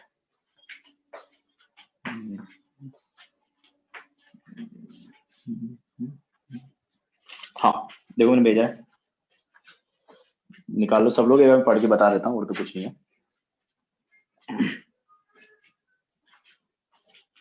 मिल गया क्या सब लोगों को? Yes sir. हाँ, तो सब लोग खोल लो, देखो इसमें पहला पॉइंट अपन ये लिख रखा है कि right oxidation and reduction half reaction. तुम दोनों को अलग अलग करके लिखना है, जैसे अपन ने स्टार्टिंग में लिखा था ऑक्सीडेशन, पहले आइडेंटिफाई करना पड़ेगा, वाला पॉइंट यहाँ पे लिखा नहीं, तो अंडरस्टूड है कि जब आइडेंटिफाई करोगे तभी oxidation half reaction reduction half reaction को अलग अलग लिखोगे। सेकेंड पॉइंट में लिखा है for balancing both half reaction first balance the atoms other than hydrogen and oxygen. तो दोनों रिएक्शन को बैलेंस करने के लिए पहले वही जो हाइड्रोजन और ऑक्सीजन के अलावा एलिमेंट है उसको बैलेंस करना है। एक भी हो सकता है, दो भी हो सकता है, उनको बैलेंस करना है, नॉर्मल जैसे अपन करते हैं वैसे ही। थर्ड पॉइंट लिखा है कि जब वो एलिमेंट बैलेंस हो जाएंगे तो पहले अपन ऑक्सीजन को करेंगे फिर हाइड्रोजन को करेंगे। तो थर्ड पॉइंट में लिखा है कि add H2O to balance oxygen in oxygen deficient site, की जिधर ऑक्सीजन की कमी है उस साइड तुम H2O ऐड कर दो, जितने ऑक्सीजन कम है उतने। अगला अपन ने लिखा है कि add H+ to balance hydrogen in hydrogen deficient site, तो जिधर हाइड्रोजन की कमी है उधर H+ ऐड कर दो, जितने हाइड्रोजन की कमी है उतने H+। फिफ्थ पॉइंट है अपने पास कि add electron to the side deficient in electron, जो इलेक्ट्रॉन डेफिशिएंट साइड है, तो इलेक्ट्रॉन डेफिशिएंट साइड देख लो, जिधर पॉजिटिव चार्ज ज्यादा रहेगा या फिर जिधर नेगेटिव चार्ज कम रहेगा वो इलेक्ट्रॉन डेफिशिएंट रहेगी। पॉजिटिव के साथ अगर दोनों तरफ पॉजिटिव आ रहा है तो जिधर पॉजिटिव चार्ज ज्यादा है मतलब इलेक्ट्रॉन डेफिशिएंट है, क्योंकि वहां के नेगेटिव चार्ज की कमी है, तभी तो बराबर होगा। और अगर दोनों तरफ नेगेटिव चार्ज आ रहा है, नेगेटिव जीरो आ रहा है, तो जहां पे नेगेटिव चार्ज कम है वो इलेक्ट्रॉन डेफिशिएंट है। टू इक्वलाइज द दोबारा बता चेंज। दीजिए। हाँ, तो जो अपन इलेक्ट्रॉन ऐड कर रहे थे ना चार्ज, तो देखो जैसे अपने पास इसी रिएक्शन में आया था, जैसे अपने जनरल ले लें कि अपने पास मान लो कि ऐसा कुछ है कि एक तरफ अपने निकाला रिएक्टेंट साइड, तो इधर आ गया अपने पास प्लस, ये तो ये वाला हो गया, मान लो कि एक तरफ आ गया अपने पास +5 और प्रोडक्ट साइड में अपने पास आ गया +2। तो मैं बोल रहा था कि अगर दोनों साइड पॉजिटिव चार्ज आ रहा है या फिर एक जीरो वाला भी ले लेंगे अपन, इससे कोई दिक्कत नहीं है। हाँ, तो अगर दोनों साइड पॉजिटिव आ रहा है तो अपने को इलेक्ट्रॉन डेफिशिएंट देखना है ना, तो यहाँ पे पॉजिटिव चार्ज ज्यादा है ना, मतलब नेगेटिव चार्ज की कमी है यहाँ पे। नेगेटिव चार्ज Yes, की sir. कमी मतलब क्या हो गया, इलेक्ट्रॉन हो गया। हाँ वैसे सर, समझाने की कोशिश कर रहा हूँ। वाटर से ऐड अगर दोनों H2 ऐड कर हाँ देंगे। दोनों साइड पॉजिटिव आता है तो उधर इलेक्ट्रॉन ऐड करना है जहाँ पे पॉजिटिव चार्ज ज्यादा है। Okay sir. हाँ, और ऐसे अगर अपन बात मान लो कि क्या आएगा +4 और 0, तो एक तरीके से वही हो गया कि इधर +4 है तो पॉजिटिव चार्ज ज्यादा है, मतलब नेगेटिव चार्ज कम है, तो इधर ही अपने को क्या करना है, और negative sir charge add negative करना हो है, जाए which is दूसरी तरफ, इलेक्ट्रॉन। क्या चीज? नेगेटिव हो जाए दूसरी तरफ तो वो तब भी वही अच्छा, करेंगे। इधर मान सर लो अगर कि बोथ नेगेटिव साइड है से नेगेटिव हो -1। जाए, हाँ, अरे अच्छा सारी पॉसिबिलिटी देख लेते हैं, चलो तुम चाहिए रहे हो तो देखो यहाँ पे चार्ज इलेक्ट्रॉन ऐड करने में दिक्कत होती है, तो देख ही लो कि जैसे अपने पास मान लो कि एक पॉजिटिव हो गया एक तरफ नेगेटिव हो गया, तो नेगेटिव चार्ज की डेफिशिएंसी देखनी ना एक तरीके से, इलेक्ट्रॉन की डेफिशिएंसी। तो उधर -1 है, इधर +4 है, तो पॉजिटिव चार्ज में तो नेगेटिव चार्ज की डेफिशिएंसी रहेगी अगर प्लस माइनस है तो फिर अपन कहाँ ऐड करेंगे, +4 में ही ऐड करेंगे, मतलब प्लस की साइड ही, अगर एक प्लस एक माइनस आ रहा है। अरे समझ में आया ये? हाँ, तो ये तो पॉजिटिव के लिए हो गया कि दोनों तरफ अगर पॉजिटिव है, अगर दोनों तरफ अपने पास क्या है पॉजिटिव है, तो जिधर ज्यादा पॉजिटिव रहेगा मतलब वहां पे नेगेटिव चार्ज कम है तो उधर इलेक्ट्रॉन ऐड करेंगे। एक जीरो आ गया एक पॉजिटिव आ गया, तो एक तरीके से जिधर पॉजिटिव है वहां पे इलेक्ट्रॉन की डेफिशिएंसी है, नेगेटिव चार्ज की डेफिशिएंसी है, तो वहीं पे अपन इलेक्ट्रॉन ऐड करेंगे। एक माइनस आ गया एक प्लस आ गया, तो वहां पे ऐड करेंगे जहाँ पे प्लस ज्यादा रहेगा। ये उल्टा भी हो सकता है कि इधर +2 आ जाए इधर +5 आ जाए, प्रोडक्ट साइड में प्रोडक्ट में ऐड कर देंगे, इधर 0 आ जाए इधर +4 आ जाए। अच्छा, कितने ऐड करेंगे ये तो सोच लोगे ना यार, हाँ ये सर, भी एक बताऊं। बार कंफर्म करा दीजिए सर। 3 या अच्छा 4 4 ऐड करेंगे ना, 4 ऑक्सीजन लास्ट वाले में, -1 वाले में सर। लास्ट वाले में देखो इधर क्या है अपने पास -1 है, इधर अपने पास क्या है +4 है, तो अपन नेगेटिव चार्ज ऐड कर रहे हैं ना, तो इसको अपन -1 बना सकते हैं ना, तो 5 इलेक्ट्रॉन ऐड करने पड़ेंगे ना, हाँ सर, तो 5 बराबर तभी होगा। हाँ, हाँ सर। तो ये धीरे धीरे आ जाएगा प्रैक्टिस से, ऐसा कोई दिक्कत नहीं है। हाँ, फिर भी मतलब ये जिसने पूछा सही है, ऐसे भी देख लेते हैं एक बार अपन। और इसी जगह मान लो कि अपने पास नेगेटिव आ जाए कि एक तरफ आ गया 0 एक तरफ आ गया -2, तो इधर तो अपने पास माइनस चार्ज ज्यादा है, अपने को 8 तो माइनस चार्ज करना है, तो इधर इलेक्ट्रॉन की कमी है 0 पे, तो 0 पे ऐड करेंगे।